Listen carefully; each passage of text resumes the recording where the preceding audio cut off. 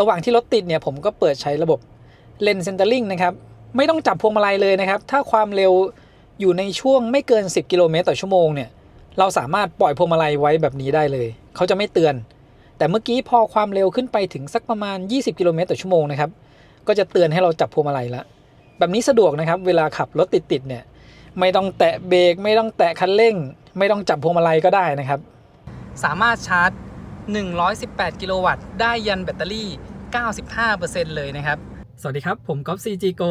วันนี้อยู่กับ Seeker 7X Standard นะครับเดี๋ยวจะพาขับทางไกลดูในเรื่องการใช้พลังงานกันนะครับว่าในรุ่น Standard เนี่ยเป็นยังไงบ้างอาจจะยังไม่ได้ขับไปเชียงใหม่นะครับเพราะว่าเดี๋ยวผมมีนำรุ่น Long Range ขับขึ้นเชียงใหม่แล้วก็ไปทดสอบดอยอ่างขางกันในรุ่น Standard พละกำลังเหมือนกันกับรุ่น Long Range นะครับต่างกันในส่วนของออปชันเพิ่มเติมแล้วก็ในตัวแบตเตอรี่นะครับที่คัน Standard เนี่ยเป็น75 กิโลวัตต์ hour ส่วน Long Range จะเป็น100 กิโลวัตต์ hour นะครับซึ่งน้ำหนักก็จะต่างกันอีกนิดหน่อยเราดูการใช้พลังงานในรุ่นนี้กันก่อนนะครับแล้วเดี๋ยวค่อยไปเทียบกับรุ่น Long Range รวมถึงอาจจะได้ดูการชาร์จระหว่างทางนะครับวันนี้เป็นวันที่23 ตุลาเป็นวันหยุดด้วยนะครับไม่แน่ใจว่ารถจะเยอะขนาดไหนแล้วก็สถานีชาร์จเนี่ยรถจะเต็มกันหรือเปล่านะครับเราก็จะได้ดูกันระหว่างทางไปด้วยนะครับผมเริ่มออกเดินทางจากสุขุมวิท50ที่โลตัสนะครับตอนนี้ชาร์จกับตู้อัลเทอร์วิมเต็ม 100% เริ่มออกเดินทางจากที่นี่แล้วก็วิ่งในเส้นทางเดิมนะครับระยะออกจากกรุงเทพเนี่ยก็จะใกล้เคียงกันบางคลิปอาจจะออกจากพระราม3บางคลิปอาจจะออกจากโซนสุขุมวิท50หรือบางนานะครับขอบคุณ Seeker Thailand นะครับที่ให้นำ Seeker 7X Standard มารีวิวให้ได้ชมกันนะครับตู้อัลเทอร์วิมในโลตัสเนี่ยสเปคเป็น150 กิโลวัตต์แต่ว่าจำกัดกระแสอยู่ที่200แอมป์นะครับถ้าเป็นรถ400โวลต์เนี่ยจะได้ประมาณ80 กิโลวัตต์อย่างคันนี้เป็น800โวลต์นะครับแล้วก็แรงดันระหว่างชาร์จเนี่ยจะอยู่6ถึง700โวลต์ทำให้มาชาร์จกับตู้นี้รับกำลังไฟได้ประมาณ136กิโลวัตต์นะครับใช้เวลาชาร์จจากแบตเตอรี่ 77% ถึง 100% ใน12นาทีนะครับคันนี้เนี่ยชาร์จแรงมากเคยทดสอบชาร์จกับตู้หัวเว่ยนะครับแบบได้350กิโลวัตต์เนี่ย10ถึง 100% ใน 17 นาทีเท่านั้นเองนะครับและเมื่อกี้เนี่ย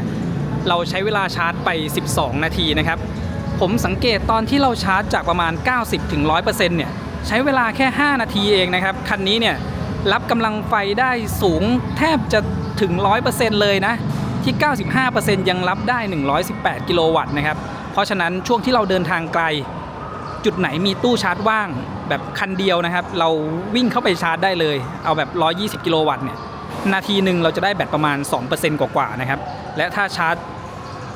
10-90% กับตู้120กิโลวัตต์ใช้เวลาประมาณครึ่งชั่วโมงนะครับสำหรับคันนี้ก็เป็นจุดเด่นเลยนะครับของคันนี้เรื่องการชาร์จไวแบตเตอรี่ของเขาเนี่ยช่วงที่ออกมาแรกๆก็คือเป็นแบตเตอรี่ที่ชาร์จเร็วที่สุดในโลกเลยนะครับที่อยู่ใน 7X Standard มาดูด้านท้ายนะครับให้ดูก่อนว่าบรรทุกน้ำหนักมาด้วย240กิโลกรัมนะครับปูนทั้งหมด12ถุงอยู่ด้านหลัง6ถุงนะครับอยู่บริเวณที่วางเท้าผู้โดยสารตรงกลางอีก4ถุงแล้วก็ด้านหน้าอีก2ถุงนะครับรวมเป็น240กิโลกรัมเพื่อจำลองน้ำหนัก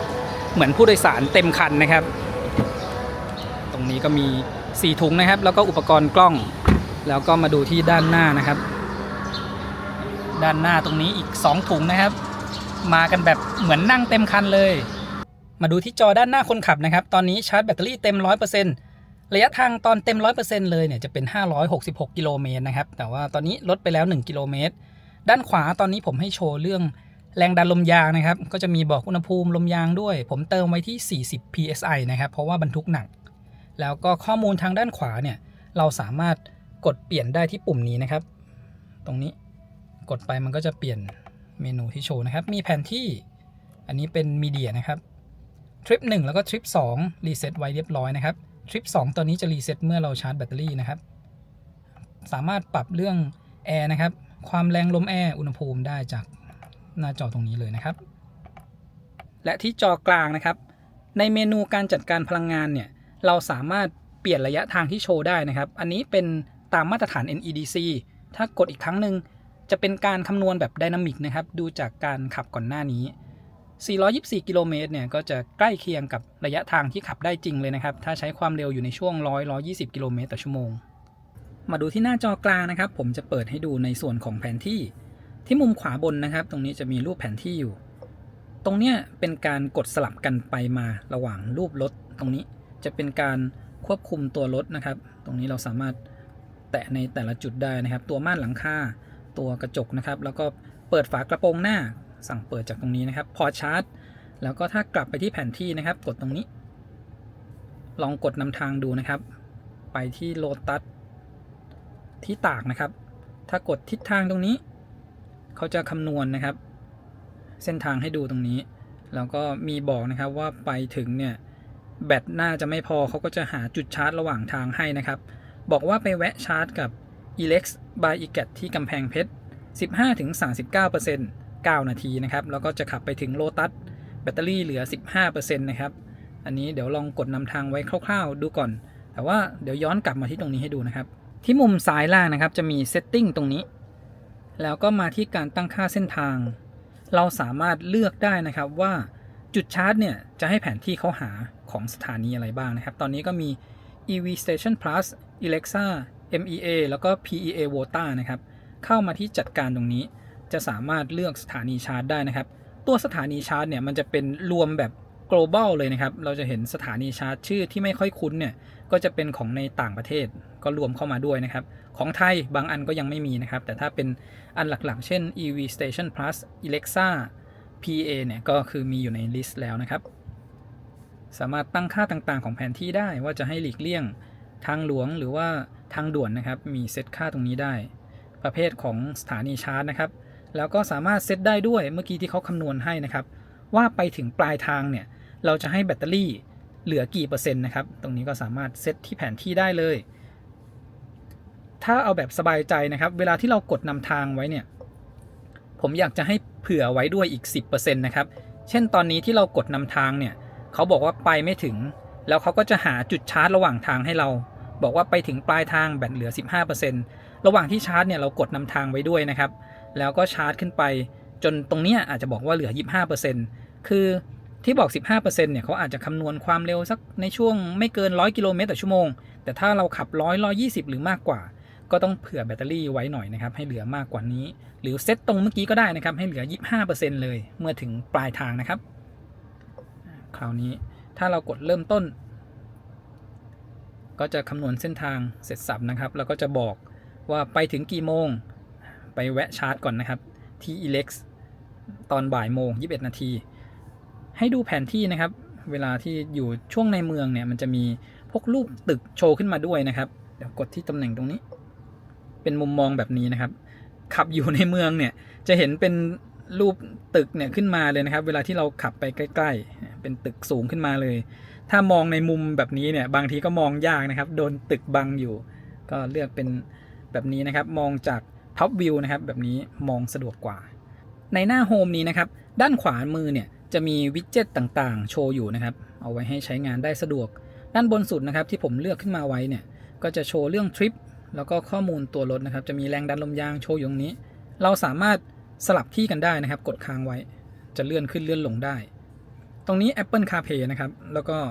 เกี่ยวกับการคุ้มครองเด็กเวลาเด็กขึ้นมาบนรถนะครับก็สามารถสั่งล็อกกันเด็กด้านหลังได้มีแอปที่ใช้บ่อยโชว์อยู่บริเวณด้านล่างตรงนี้แล้วก็มี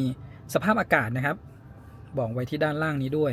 ด้านขวาเนี่ยก็จะมีช็อตคัทอีกทีนะครับเมื่อกี้ที่ผมได้กดให้ดูกดรูปรถสามารถสั่งการตัวรถต่างๆได้จากหน้าจอตรงนี้ได้เลยนะครับรูปภาพก็ชัดละเอียดแล้วก็สวยดีและที่ด้านขวาตรงนี้นี่นะครับมีปุ่มลัดในการปรับกระจกมองข้างตรงนี้ตั้งเกี่ยวกับการเตือนนะครับแล้วก็ปุ่มนี้ P ตรงนี้นะครับเป็นระบบถอยจอดอัตโนมัติไฟภายในห้องโดยสารนะครับตรงนี้สามารถกดเปิดที่ตรงนี้ไว้ได้เวลาเราเปิดประตูไฟในห้องโดยสารก็จะเปิดขึ้นนะครับถัดมาตรงนี้เป็นพอร์ตชาร์จนะครับแล้วก็ตรงนี้เราสามารถ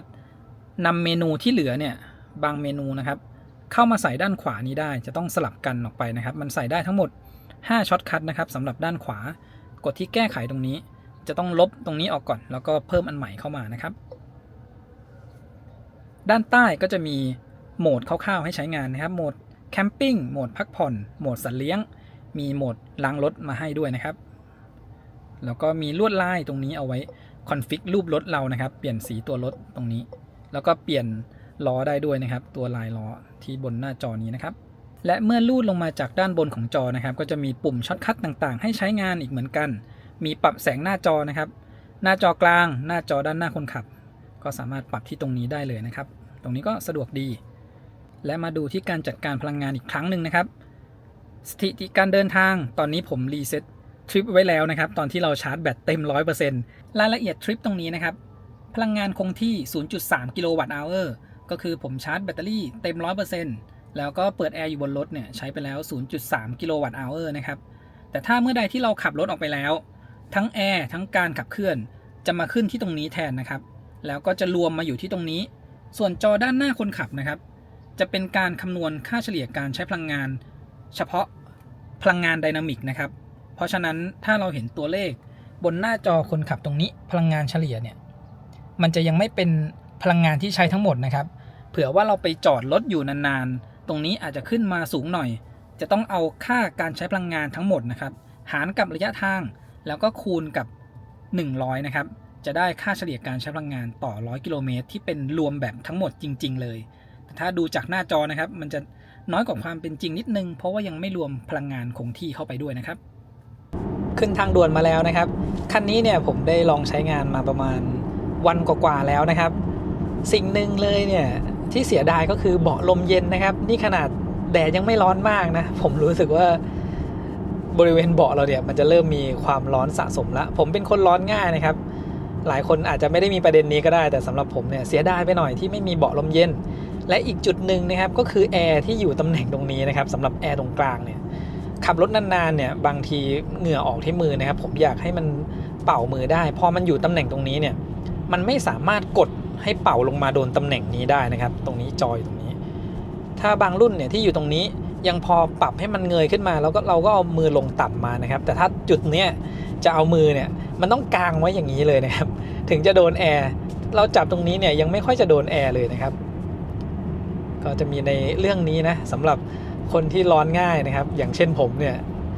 ออกกลางแดดแป๊บเดียวนี่คือเหงื่อท่วมทันทีเลยนะครับแล้วก็ช่วงล่างของคันนี้เท่าที่ได้ใช้งานในเมืองนะครับเซ็ตมาแบบนุ่มแน่นนะครับไปขับถนนพระราม3มาเรียบร้อยนะขับลู่สบายๆเลยนะครับแล้วก็มีลองขับใช้งานบนทางด่วนนะครับเพื่อให้แบตเหลือน้อยไปทดสอบชาร์จแบตถ้าในช่วงความเร็วไม่เกิน120เนี่ยผมว่ากำลังโอเคเลยนะครับแต่ถ้าความเร็ว120ขึ้นไปเนี่ยบางทีอาจจะรู้สึกว่าเราจะต้องพยายามควบคุมรถหน่อยไม่ถึงกับนิ่งมากไปเลยนะครับและยิ่งพอขับความเร็ว120ขึ้นเนี่ยมันให้ความรู้สึกว่ารถกำลังขับเร็วอยู่นะครับคือถ้ารถที่มันรู้สึกว่าช่วงล่างนิ่งดีมากจริงๆเนี่ยเวลาเราขับความเร็วสูงมันจะไม่รู้สึกเหมือนว่ากำลังขับเร็วมากนะครับอันนั้นก็เลยทำให้เราขับความเร็วสูงได้ง่ายขึ้นแต่ในรถไฟฟ้าเนี่ยเราเหยียบแค่แป๊บเดียวความเร็วมันก็พุ่งแล้วแหละยิ่งคันนี้เนี่ยไม่มี Head Up Display นะครับบางทีเราอาจจะไม่ได้ก้มลงมามองความเร็วเหยียบแป๊บเดียวเนี่ย120กว่าเลยนะครับลองใช้งานระบบช่วยขับบนทางด่วนนี้ดูนะครับกดที่ก้านเกียร์ถ้ากด1ครั้งจะเป็นการใช้ Adaptive Cruise Control อย่างเดียวนะครับกด2ครั้งเป็น Adaptive Cruise แล้วก็ Lane Centering เพิ่มความเร็วนะครับดันที่ตำแหน่งตรงนี้กดดันขึ้นเรื่อยๆนะครับจะขึ้นทีละ5กิโลเมตรต่อชั่วโมง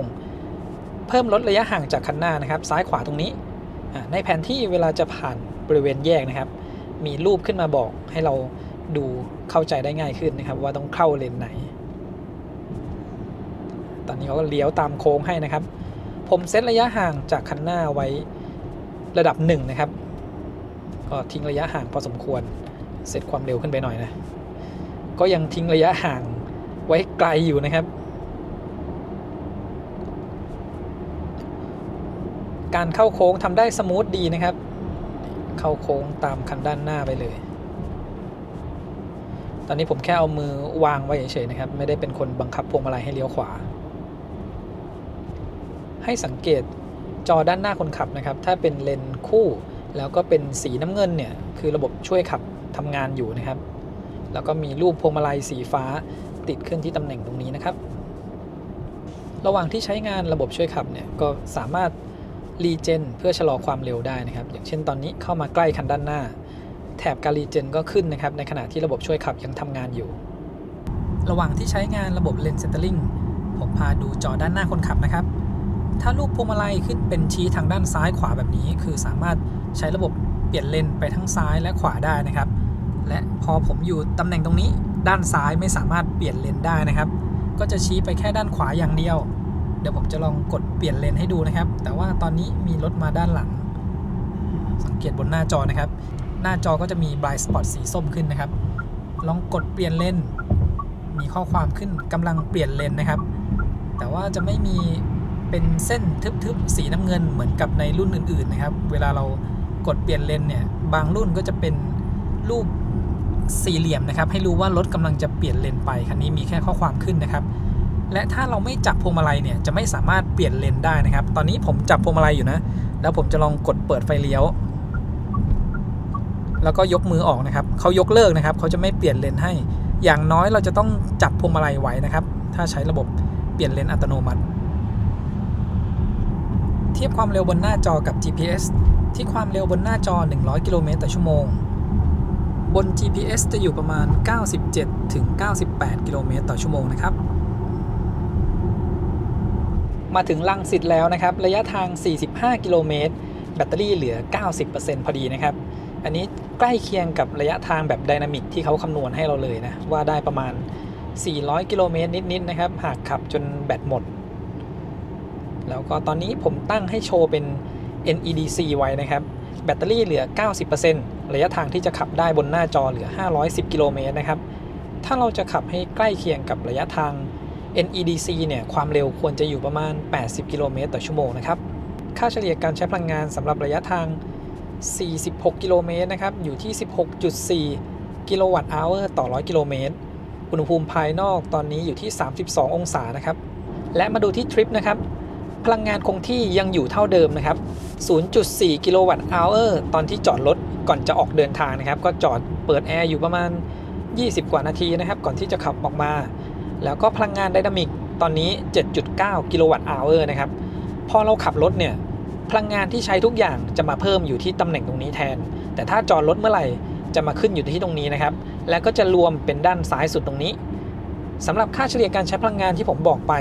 เขาจะเอาแค่พลังงานไดนามิกนะครับหารกับระยะทางจะเป็นพลังงานเฉลี่ยที่ใช้ระหว่างขับแต่ไม่ได้เอาพลังงานตอนที่เราจอดเนี่ยรวมเข้ามาด้วยและคิดค่าเฉลี่ยการใช้พลังงานนะครับมาถึงถนนสายเอเชียแล้วนะครับวันนี้นี่ก็ตามที่คาดไว้เลยนะครับเป็นวันหยุดรถเยอะเลยคือถ้าใครลา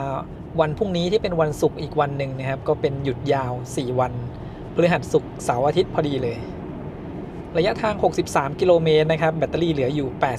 87% ค่าเฉลี่ยการใช้พลังงานลดลงมาอยู่ที่ 15.4 กิโลวัตต์อเวอร์ต่อ100 กิโลเมตรนะครับความเร็วที่ใช้งานเนี่ยถ้าเป็นช่วงโทเวที่ขับมาก่อนหน้านี้นะครับจะเป็นความเร็ว100 กิโลเมตรต่อชั่วโมงรถติดก็อยู่ในช่วง60 ถึง 100นะครับคือผมขับให้มันใกล้เคียงกับทุกๆคันที่เราขับในเส้นนี้นะครับในช่วงแรกเนี่ยจะเป็นการทดสอบการใช้พลังงานก่อนเมื่อทดสอบเสร็จแล้วที่เหลือก็จะเป็นการใช้ความเร็ว120 กิโลเมตรต่อชั่วโมงนะครับแบตเตอรี่เหลืออยู่ 80% นะครับขับมาได้100 กิโลเมตรพอดีค่าเฉลี่ยการใช้พลังงาน 15.3 กิโลวัตต์อเวอร์ต่อ100 กิโลเมตรนะครับวันนี้เนี่ยรถค่อนข้างเยอะมากนะครับขับความเร็วตั้งแต่ก่อนหน้านี้มาเนี่ยส่วนใหญ่จะไม่ได้เกิน100นะเนี่ยข้างหน้ายังรถเยอะอยู่เลยนะครับแล้วก็ยังไม่ได้ทดสอบการใช้พลังงานเลยคือถ้าเป็นความเร็วในช่วงนี้นะครับไม่เกิน100 กิโลเมตรต่อชั่วโมงเนี่ยแบตเตอรี่ 1% สามารถขับได้ระยะทาง5 กิโลเมตรเลยนะครับและมาดูที่ทริปนะครับตอนนี้ใช้พลังงานไปทั้งหมด16 กิโลวัตต์อเวอร์แล้วนะครับสำหรับ 20% แรกที่ใช้ไปพลังงานคงที่ยังคงเท่าเดิมนะครับอย่างที่ผมแจ้งไปว่าถ้าขับรถอยู่พลังงานคงที่เนี่ยจะไม่เพิ่มขึ้นเลยขับมาได้118 กิโลเมตรแล้วนะครับเดี๋ยวแวะเข้าห้องน้ำก่อนเรามาถึงที่อ่างทองแล้วนะครับเมื่อกี้ผมได้ทดสอบความเร็ว80ดูคร่าวๆแล้วนะครับกินไฟอยู่ประมาณ12 กิโลวัตต์อเวอร์กว่าๆนะครับ12 ถึง 12.5 กิโลวัตต์อเวอร์ต่อ100 กิโลเมตรนี่ขับมาเห็นว่ารถเยอะนะครับก็เลยยังไม่ได้แวะเข้าห้องน้ำเลยเดี๋ยวแวะเข้าห้องน้ำนะครับแล้วก็ซื้อน้ำไว้กินสักหน่อยวันนี้เนี่ยแต่ละจุดที่ขับผ่านมานะครับรถไฟฟ้าจอดชาร์จกันแทบจะตลอดทางเลยนะคือบางคันเนี่ยเขาอาจจะไม่ได้ชาร์จ 100% มาจากกรุงเทพนะครับเพราะฉะนั้นเขาก็จะมาแวะชาร์จตามจุดต่างๆและคันนี้เนี่ยที่ผมได้บอกไปนะครับรับกำลังไฟแบบ 95% ยังรับได้120 กิโลวัตต์นะครับ ถ้าเป็นการเดินทางแบบช่วงเทศกาลแบบนี้แล้วจุดไหนว่างนะครับเราแวะชาร์จได้เลยนะตรงจุดนี้เดี๋ยวผมลองกดเปิดระบบช่วยจอดนะครับมีช่องว่างอยู่ตรงนี้พอดีลองใช้ระบบช่วยจอดนะครับมีคนเดินมาด้านหน้านะครับแล้วก็อยู่ด้านหลังบริเวณช่องจอด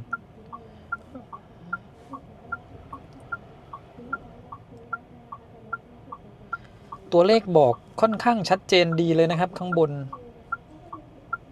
โอ้โหใกล้กับรถคันข้างๆมากเลยนะตรงนี้ขอขับเองก่อนนะเสียวครับเพราะว่ารถกระบะเขาจอดชิดเส้นมากเลยถึงว่าทำไมรถเราถอยเข้าไปใกล้ด้วยนะรถเขาก็พยายามจะถอยเข้าให้มันอยู่กลางนะครับเนี่ยผมจอดเองผมต้องชิดมาทางขวาหน่อยระยะทางที่ขับมาตอนนี้ 118.7 กิโลเมตรค่าเฉลี่ยการใช้พลังงาน 14.9 กิโลวัตต์อเวอร์ต่อ100กิโลเมตรนะครับใช้พลังงานไปทั้งหมด 18.3 กิโลวัตต์อเวอร์และพอผมจอดรถนะครับการใช้พลังงานคงที่เนี่ยมันจะเพิ่มขึ้นแล้วระหว่างที่ขับมันจะมาเพิ่มที่ตรงนี้แทนนะครับเดี๋ยวผมคำนวณค่าเฉลี่ยการใช้พลังงานที่โชว์บนหน้าจอให้ดูนะครับเอา 17.8 หารด้วย 118.7 นะครับคูณด้วย 100ก็จะได้ 14.99 กิโลวัตต์อเวอร์ต่อ100กิโลเมตรนะครับซึ่งเป็นค่าเฉลี่ยตรงนี้และทีนี้ถ้าเราจะเอาค่าเฉลี่ยการใช้พลังงานรวมจริงๆจะต้องใช้ตรงนั้นนะครับ 18.3 หารกับ 118.7 นะครับแล้วก็คูณ 100ค่าเฉลี่ยการใช้พลังงานรวมตอนนี้จะอยู่ที่ 15.41 กิโลวัตต์อเวอร์ต่อ100กิโลเมตรนะครับตู้ชาร์จขวามือเราเนี่ยว่างพอดีตอนนี้แบตเราเหลือ 77% นะครับถ้าชาร์จกับตู้นี้ไม่เกิน15นาทีนะครับ120กิโลวัตต์เนี่ยเต็ม100จาก 90% ถึง 100% เนี่ยใช้เวลา5นาทีแล้วอันนี้ 77% นะครับคือถ้าทุกคันออกด้วยแบตเตอรี่ 100% มาจากกรุงเทพเหมือนกันนะครับระยะที่แบตมันเหลือน้อยเนี่ยมันจะไปอยู่ที่เดียวกันกองที่เดียวกันแต่พอเป็นรถคันนี้นะผมต้องบอกว่ารถคันนี้เลยนะเพราะว่ามันรับกำลังไฟได้สูงจนเกือบ 100% นะครับเราก็ใช้วิธีชาร์จในตำแหน่งที่มันต่างจากคนอื่นนะครับให้แบตเราอ่ะมันไปหมดคนละตำแหน่งกันกับรถคันอื่นๆที่เขาจะหมดนะครับถ้าจุดไหนตู้120กิโลวัตต์ว่างๆนะครับแวะเข้าไปเสียบชาร์จได้เลยช่วงเทศกาลแบบนี้ถ้ากลัวว่าจุดชาร์จจะไม่ว่างนะครับเรากดเปิดดูในแอปจุดไหนว่างแวะชาร์จก่อนสำหรับคันนี้นะครับตู้120กิโลวัตต์เนี่ย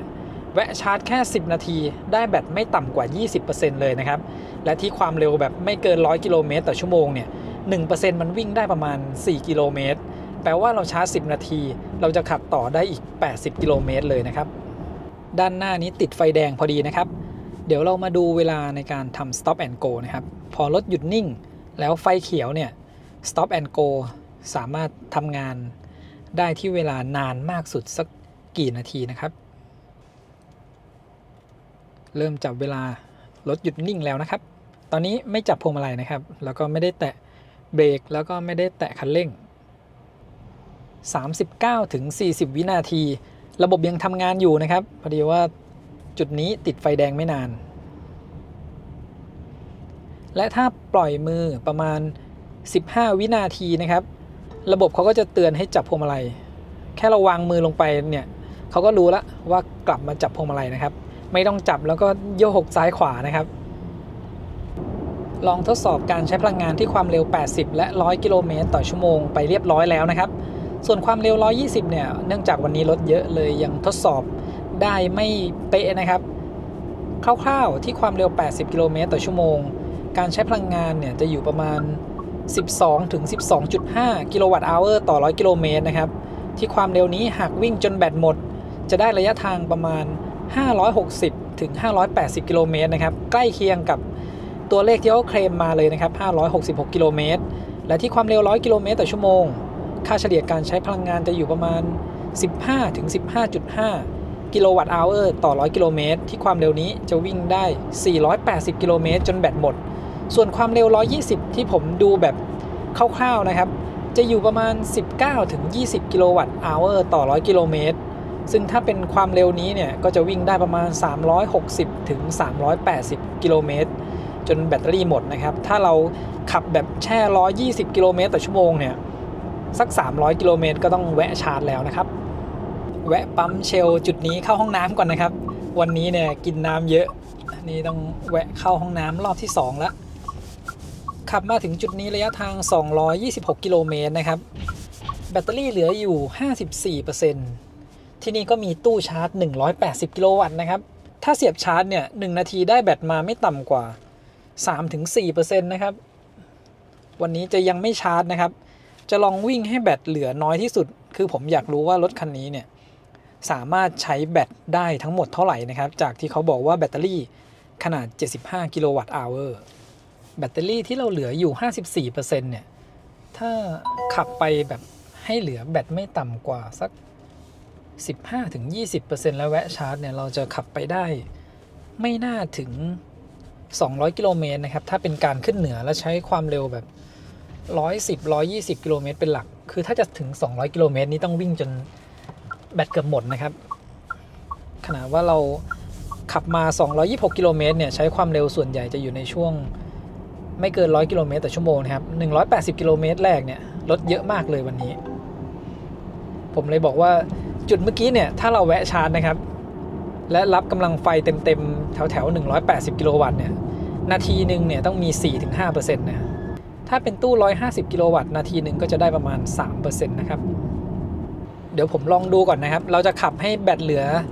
น้อยที่สุดแต่ก็ต้องดูจุดชาร์จด้วยแหละครับว่าช่วงที่แบตเหลือน้อยเนี่ยมันมีจุดชาร์จหรือเปล่าแล้วอาจจะชาร์จให้เต็มแล้วลองขับกลับให้ดูขากลับเนี่ยผมไม่แน่ใจนะว่าวันนี้เนี่ย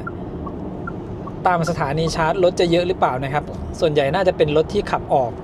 แล้วก็ไปเที่ยวกันช่วงหยุดยาวคือถ้าขากลับเนี่ยจุดชาร์จมีรถแวะชาร์จเยอะด้วยเหมือนกันผมจะลองทำแบบที่บอกให้ดูนะครับเราชาร์จแบตเต็ม100มาก่อนพอจุดไหนว่างเนี่ยผมจะลองเสียบชาร์จให้ดูเลยว่าใช้เวลากี่นาทีในจุดชาร์จต่างๆนะครับระหว่างที่เรากำลังเดินทางไปเนี่ยจะเห็นว่ารถเยอะมากเลยวันนี้ช่วงหยุดยาวนะครับจุดไหนถ้ามันว่างแบบเมื่อกี้นะที่ผมแวะเนี่ยถ้าได้120กิโลวัตต์นี่เราเสียบชาร์จเลยนะครับ10นาทีเราไปได้ต่อไม่ต่ำกว่า80กิโลเมตรละวันนี้ช่วงเลี่ยงเมืองนครสวรรค์เนี่ยรถติดนะครับเพราะว่ามีทำถนนนะผมว่าน่าจะทำถนนอยู่ช่วงที่ขับไปกลับก่อนหน้านี้นะครับก็เห็นว่าเขาทำถนนถ้าเป็นตอนกลางวันแบบนี้เนี่ยรถจะติดกว่าช่วงค่ำๆนะครับช่วงค่ำนี่เขาเริ่มเปิดให้รถวิ่งได้ตอนนี้แบตเตอรี่ที่จะถึง Elex ที่กำแพงเพชรนะครับเพิ่มเป็น 29% นะจากที่เขาคำนวณตอนแรกว่าไปถึง Elex ที่กำแพงเพชร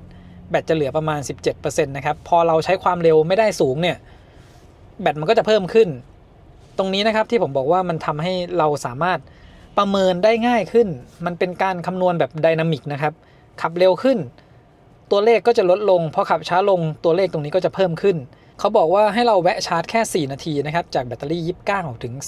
39% ชาร์จ4นาทีได้แบตเพิ่มขึ้นมา 10% เลยนะครับระหว่างที่รถติดเนี่ยผมก็เปิดใช้ระบบเลนเซนเตอร์ลิงนะครับไม่ต้องจับพวงมาลัยเลยนะครับถ้าความเร็วอยู่ในช่วงไม่เกิน10กิโลเมตรต่อชั่วโมงเนี่ยเราสามารถปล่อยพวงมาลัยไว้แบบนี้ได้เลยเขาจะไม่เตือนแต่เมื่อกี้พอความเร็วขึ้นไปถึงสักประมาณ20กิโลเมตรต่อชั่วโมงนะครับก็จะเตือนให้เราจับพวงมาลัยละแบบนี้สะดวกนะครับเวลาขับรถติดๆเนี่ยไม่ต้องแตะเบรกไม่ต้องแตะคันเร่งไม่ต้องจับพวงมาลัยก็ได้นะครับอันนี้ผมถ่ายให้ดูเลยนะแบบไม่จับนานๆเลยนะครับแล้วก็ทำ stop and go แบบนี้ไปเรื่อยๆนะครับแบบนี้มันก็ทำให้การขับรถเวลาที่รถติดนะสบายยิ่งขึ้นนะครับแต่ระวังที่ขับมาวันนี้นะผมจะต้องทำท่าแบบนี้นะครับมือซ้ายให้ลมมันพัดมือนะขับนานๆนะครับมันก็มีเหงื่อออกที่มือแต่ว่าเราไม่สามารถปรับให้แอร์มันมาโดนมือตรงนี้ได้นะครับถ้าแอร์อยู่แถวตำแหน่งนี้หรือด้านล่างเนี่ยยังพอปรับให้มันมาโดนมือได้ง่ายนะครับพออยู่อย่างเงี้ยต้องยกขึ้นมานะครับเขาไม่สามารถกดให้มันต่ำกว่านี้ได้ละคือปรับให้เป่ามาหน้าเนี่ยได้นะครับประมาณคอประมาณตัวพอได้อยู่แต่ว่าให้โดนมือเนี่ยยากเลยเจอรถติดไปประมาณครึ่งชั่วโมงนะครับบริเวณเลี่ยงเมืองนครสวรรค์เพราะว่ามีการทำถนนพอดี หลังจากนี้น่าจะขับได้ความเร็ว120ยาวๆแล้วนะครับรถน่าจะเริ่มน้อยลงแล้วก็ทางน่าจะเริ่มโล่งขึ้นนะครับเพราะว่ารถเนี่ยไปเจอบล็อกรถติดกันไว้อยู่ช่วงที่รถโล่งๆเมื่อกี้นะครับผมลองใช้ความเร็วอยู่ในช่วง115ถึง120กิโลเมตรต่อชั่วโมงจะเห็นว่าตัวเลขการใช้พลังงานจะอยู่ประมาณ 19.4 ถึง 20 กิโลวัตต์อเวอร์ต่อ100กิโลเมตรนะครับก็เป็นการใช้พลังงานใกล้เคียงกับที่ผมคิดไว้เลยนะครับถ้าความเร็วนี้เนี่ยขับจนแบตหมดก็ประมาณ350ถึง380กิโลเมตรนะครับถ้าขับ110 120สลับกันไปเลยเลี่ยงเมืองนครสวรรค์มาไม่เกิน10กิโลเมตรนะครับจะมีปั๊มบางจากคาววิลเลจอยู่ตรงนี้นะครับที่นี่จะมีจุดชาร์จของ Spark EV เป็นตู้หัวเว่ยนะครับ6ตู้6หัวชาร์จกำลังไฟรวม600กิโลวัตต์เมื่อกี้ผมเช็คดูคร่าวๆแล้วยังว่างอยู่1หัวนะครับแต่ว่าเรายังไม่ได้ชาร์จนะแค่จะบอกว่าถ้าเป็นการเดินทางขึ้นเหนือเนี่ยอย่างคันนี้ขับมาถึงแบตเตอรี่ก็เหลือประมาณ 46% นะครับถ้าเป็นช่วงเที่ยงจะแวะกินข้าวแล้วก็ชาร์จที่จุดนี้ก็ได้นะครับคือพอกำลังรวม600กิโลวัตต์แล้วชาร์จ6คันหารกันอย่างน้อยก็ได้ประมาณ100กิโลวัตต์นะครับแล้วก็จ่ายกระแสไฟได้ขั้นต่ำนะครับ300แอมป์ทุกหัวเลยแล้วก็สูงสุด500แอมป์นะครับเดี๋ยวผมแวะเข้าห้องน้ำแล้วก็หาอะไรกินสักหน่อยนะครับตรงจุดนี้เดี๋ยวผมเปิดใช้งานระบบช่วยจอดอีกครั้งหนึ่งนะครับเขาจะเห็นไหมเนี่ยเขาเห็นช่องจอดแล้วนะครับตรงนี้ลองใช้ระบบช่วยจอดนะครับ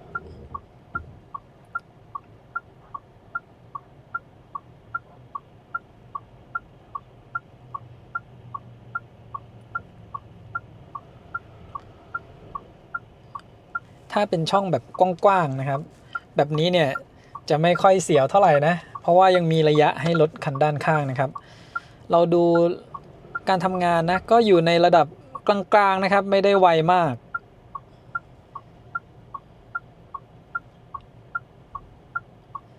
เขาจะมีระยะบอกแล้วก็จะมีขีดสีฟ้าๆตรงนี้นะครับว่าเขาจะทำงานอีกนานขนาดไหนถ้ามันใกล้ๆเต็มวงกลมเนี่ยก็คือใกล้จะเสร็จแล้วนะครับระหว่างเมื่อกี้ช่วงที่กำลังเดินหน้าเราก็จะเห็นเนี่ยสีฟ้าๆตรงนี้นะครับใกล้ละแล้วก็หยุดนะครับจอดเสร็จสมบูรณ์พวงมาลัยเอียงอยู่นิดนึงนะครับค่าเฉลี่ยการใช้พลังงาน 16.3 กิโลวัตต์อเวอร์ต่อ100กิโลเมตรอุณหภูมิภายนอกวันนี้นี่33ถึง36องศาเลยนะครับและแบตเตอรี่เหลืออยู่ 4% นะครับไปกันต่อครับหัวชาร์จก็ว่างแล้วนะเราก็แวะที่นี่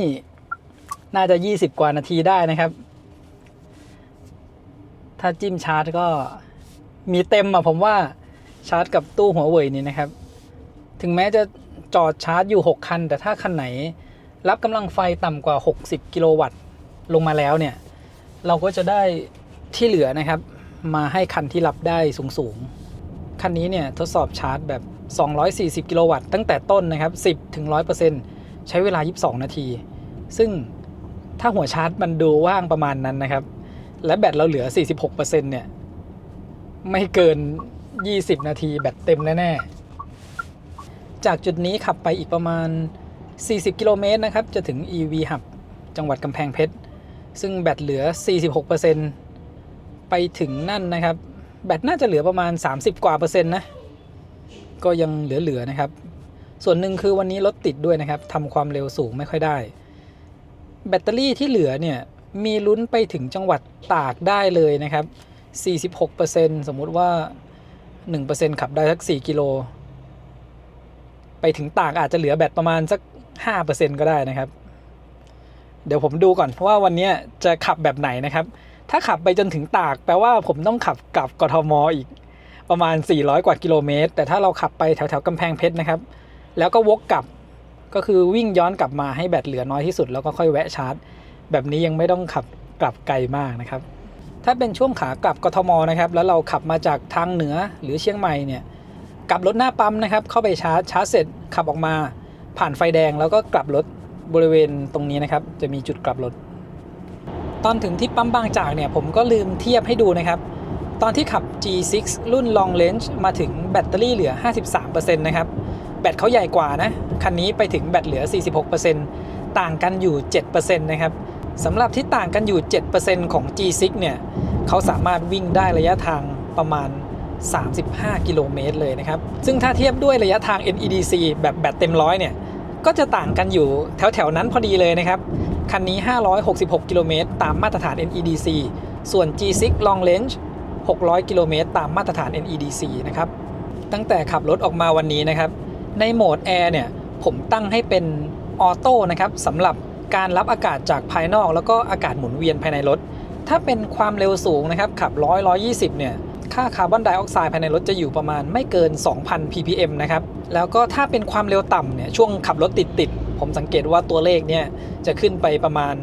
3,000 เลยนะครับถ้าเป็นความเร็วต่ำเขาก็จะไม่รับอากาศจากภายนอกเข้ามาเหมือนว่าเราขับในเมืองนะครับขับในเมืองเนี่ยข้างนอกก็จะมีแต่พวกมลภาวะมลพิษพวกนั้นนะครับก็คือไม่รับอากาศภายนอกเข้ามาเยอะนะครับแต่ถ้าเป็นการขับทางไกลความเร็วสูงแบบนี้นะครับเขาก็จะคอยเติมอากาศเข้ามาในรถนะครับทำให้ค่าคาร์บอนไดออกไซด์ไม่สูงจนเกินไปถ้าค่าตัวนี้เนี่ยสูงกว่า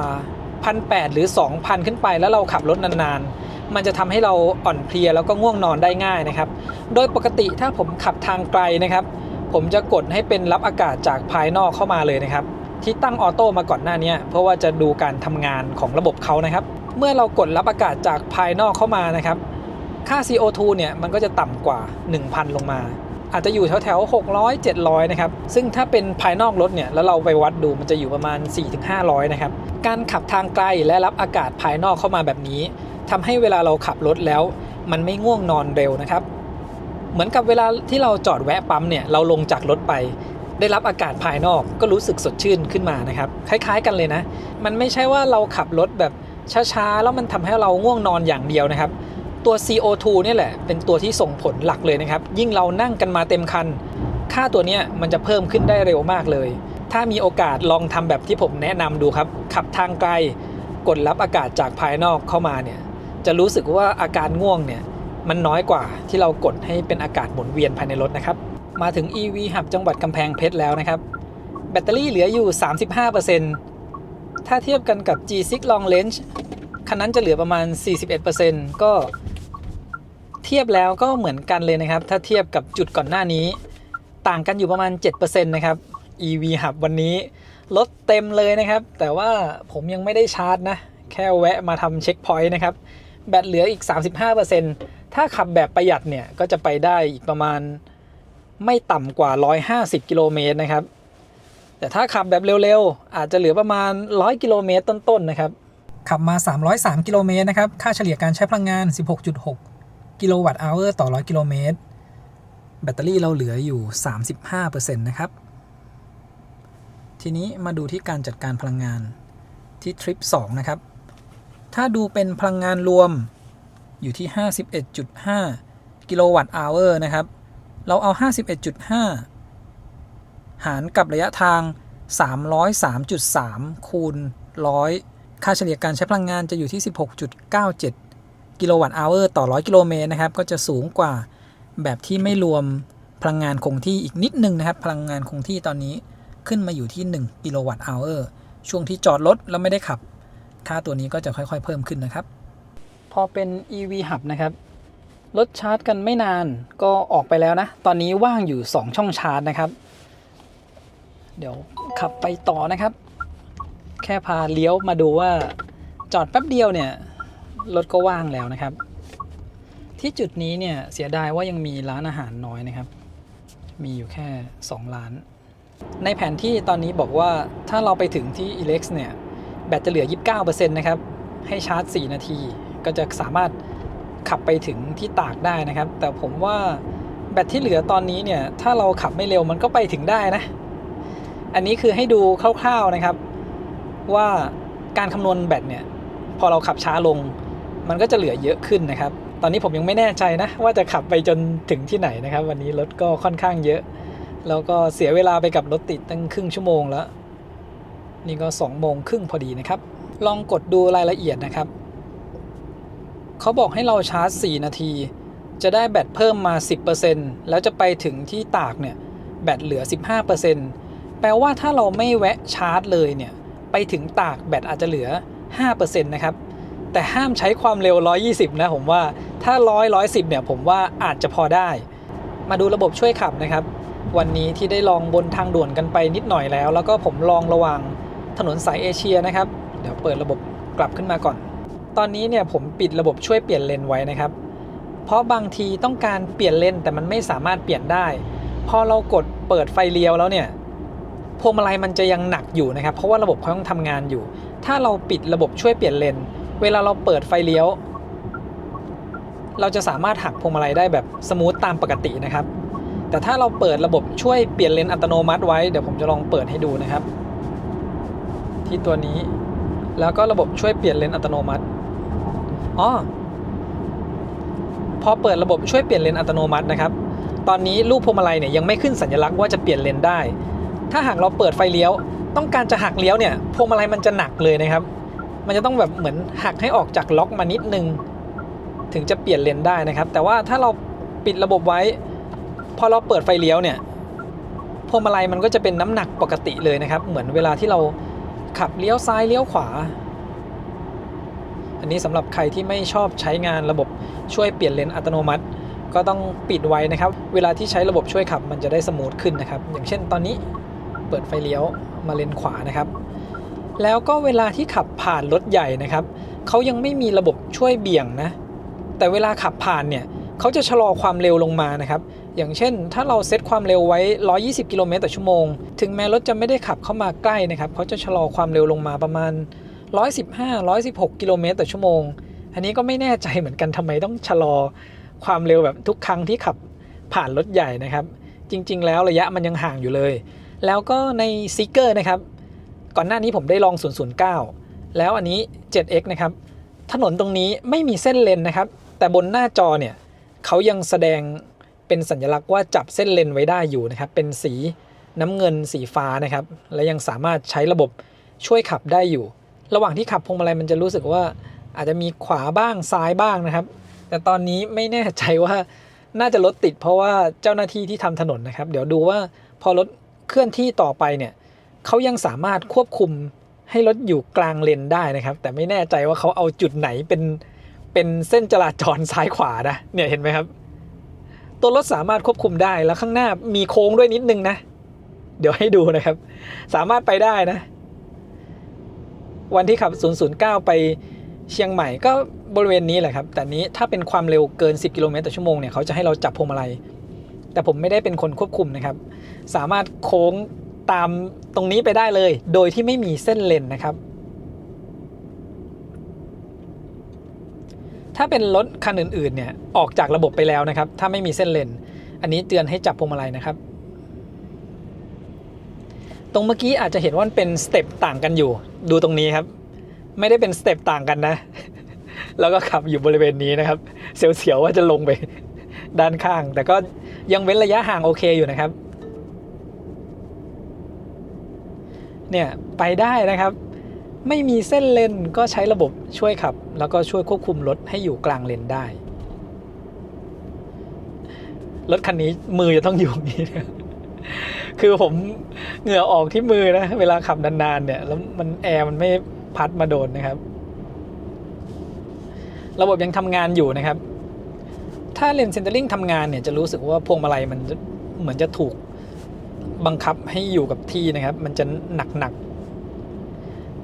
แต่ถ้าเป็น X เผิงในซอฟต์แวร์เวอร์ชันล่าสุดเขาจะมีโคไดวิ่งเราสามารถหักพวงมาลัยได้เลยนะมันจะไม่ฝืดเราไว้ขนาดนี้นะครับแล้วเวลาที่เราเหยียบคันเร่งโอเวอร์ไลน์เนี่ยมันจะเหมือนรถกับเราอ่ะพยายามเบรกสู้กันอยู่นะครับอันนี้มีเอียงขวาออกมานิดนึงนะมันไม่มีเส้นเลนนะแต่รถไปได้ผมเลยให้รถเขาควบคุมไปก่อนนะว่าจะทำยังไงยังดีนะกลับเข้ามาได้โอเคตรงนี้กลับมามีเส้นเลนแล้วนะครับถ้าแบบนี้มันก็ปกติแล้วไม่มีอะไรแล้วนะครับคือถ้าผมเซตความเร็วไว้ที่100กิโลเมตรต่อชั่วโมงเนี่ยแล้วผมไปโอเวอร์ไลน์เขาอ่ะมันจะมีอาการเหมือนพยายามลดความเร็วลงนะครับถ้าเราแค่ปล่อยเท้าออกจากคันเร่งนิดนึงนะคือยังไม่ได้ปล่อยสุดนะครับพอดีว่าเมื่อกี้เนี่ยความเร็วมันยังต่ำกว่า120มันเลยยังไม่มีอาการนะครับและตรงนี้เนี่ยขับได้ช้างั้นผมเซตความเร็วไว้สัก90แล้วกันแล้วเราลองเหยียบคันเร่งเพื่อโอเวอร์ไลน์นะครับทำความเร็วขึ้นผมถอนเท้าเบาๆนะ มันจะมีอาการเบรกเข้ามาทันทีเลยนะครับยังไม่สมูทเวลาที่เขาลดความเร็วกลับลงมาที่ความเร็วที่เราตั้งไว้เนี่ยอย่างเช่นตรงนี้ก็ได้ลองดูตรงนี้นะครับผมเซตความเร็วไว้90ตอนนี้ขับอยู่118ถ้าผมถอนเท้าออกเบาๆเล็กน้อยตรงนี้ไม่ค่อยเป็นอะไรมากนะแต่ว่าช่วงถนนสายเอเชียนะครับคือพอเราแตะคันเร่งเบาๆอ่ะมันเหมือนมันฝืนกันอยู่อ่ะระหว่างเราเร่งคันเร่งรถก็จะเบรกเราก็เร่งคันเร่งอยู่รถก็จะเบรกประมาณนั้นนะครับอันนี้เป็นอาการที่เจอเนี่ยตอนนี้นะครับคือเรายังถอนคันเร่งไม่สุดเลยแต่รถพยายามจะเอาความเร็วลงไปให้มันเหลือ90ตามที่เราตั้งไว้นะครับเนี่ยแบบนี้เลยถ้าเป็นคันอื่นๆเนี่ยเขาจะลดความเร็วเต็มที่ก็คือตอนที่เรายกเท้าออกจากคันเร่งหมดแล้วนะครับนี่เราแค่ถอนเท้าเบาๆเนี่ยโอ้ยเขาเหมือนมีอาการแบบชะลอเบรกลงมานะครับลองใช้ระบบช่วยขับแล้วก็ลองดูช่วงโค้งนะครับเซตความเร็วไว้ประมาณ106กิโลเมตรต่อชั่วโมงด้านหน้ามีมอเตอร์ไซค์ด้วยนะครับอันนี้ต้องจับไว้ก่อนนะเซตความเร็วขึ้นเป็น110นะครับโค้งต่อได้นะครับช่วงเข้าโค้งนี่ถือว่าเนียนอยู่แล้วผมลองดูแล้วเดี๋ยวผมจะกลับมาชาร์จที่ปั๊มบางจากนครชุมนะครับจะมีจุดชาร์จของ Level Charger แล้วก็ Spark EV นะครับตอนนี้แบตเตอรี่เหลืออยู่ 21% กะว่าจะขับเลยไปก่อนนะครับแล้วกดนำทางให้กลับมาที่ตรงนี้ตรงข้ามเรานะครับวิ่งให้แบตเหลือน้อยที่สุดเพื่อที่จะดูปริมาณไฟที่ใช้ไปนะครับถ้าขับไปถึงที่ตากเนี่ยมันจะต้องใช้เวลาอีกประมาณ1ชั่วโมงยังไม่รวมชาร์จนะครับชาร์จเสร็จกว่าจะกลับถึงกทมอีกเลยเปลี่ยนแผนเป็นเดี๋ยวจะกลับมาชาร์จที่ตรงนี้นะครับที่กำแพงเพชรแบตเหลือ 21% เนี่ยถ้าผมขับอยู่ความเร็ว120มันก็น่าจะไปได้เกือบ80กิโลเมตรเลยนะครับอาจจะวิ่งไปสัก30-40 โลแล้วก็วิ่งกลับมานะครับตรงแยกนี้ก็จะเป็นแยกที่เลี้ยวเข้าเมืองกำแพงเพชรนะครับข้างหน้าเป็นด่านพอดีนะครับแล้วก็ขับเลยจากปั๊มบางจากมาแล้วประมาณ21กิโลเมตรบอกว่าถ้าตรงเนี้ยเรากลับรถไปนะครับแบตจะเหลือ 9% งั้นผมต้องขับไปต่อนะครับแล้วก็ตรงนี้จะมีเตือนนะครับว่าแบตเหลือน้อยมากบนหน้าจอตรงนี้จะมีรูปแบตเตอรี่เป็นสีส้มขึ้นมาเมื่อแบตเตอรี่ต่ำกว่า 20% นะครับลองระบบช่วยขับนะครับด้านหน้านี้เป็นโค้งแบบยาวๆพอดีเซตความเร็วไว้ที่120กิโลเมตรต่อชั่วโมงนะครับลองให้รถเข้าโค้งนะครับโค้งได้เนียนๆนะพอดีว่ามีรถอยู่ข้างหน้านะครับลดความเร็วลงมาเหลือประมาณ100กิโลเมตรต่อชั่วโมงนะครับยังคงเข้าโค้งได้อยู่แต่เดี๋ยวน่าจะมีเตือนให้จับพวงมาลัยนะครับจับพวงมาลัยแล้วก็ให้รถขับไปต่อนะครับช่วงขับผ่านรถใหญ่ลองดูบริเวณนี้นะครับถ้าเป็นความเร็วต่ำแบบนี้เนี่ยเขาจะไม่ชะลอความเร็วลงแต่ถ้าเราเซตมา120นะครับจะมีการชะลอความเร็วลงช่วงที่ขับผ่านรถใหญ่นะครับตอนนี้ผมกลับรถมาแล้วนะมุ่งหน้ากลับไปที่ปั๊มบางจากกำแพงเพชรนะครับอีก33กิโลเมตรเขาบอกว่าไปถึงแบตเตอรี่จะเหลือประมาณ 1% นะครับถ้าผมใช้ความเร็ว120นะคือตอนที่ขับมาเนี่ยขับประมาณ110นะครับผ่านจุดกลับรถนะครับยังไม่มีอาการเป๋ออกไปนะข้างหน้ามีรถบรรทุกนะครับเดี๋ยวลองดูนะว่าเขาจะมีการชะลอความเร็วหรือเปล่าผมรอให้ใกล้ๆแล้วเดี๋ยวลองปล่อยมือนะครับตอนนี้ความเร็ว120เนี่ยมีอาการชะลอความเร็วลงมาประมาณ115กิโลเมตรต่อชั่วโมงนะครับซึ่งถ้าเราสังเกตดูแล้วเนี่ยรถก็ยังอยู่ห่างนะเขาชะลอความเร็วลงทำไมลงเหลือ100เลยนะพอเจอรถบรรทุกแบบต่อกันยาวๆนะครับเพิ่งเจอสถานการณ์แบบนี้นะแปลกใจเหมือนกันอะเวลามีรถบรรทุกอยู่นะครับเขาจะชะลอความเร็ว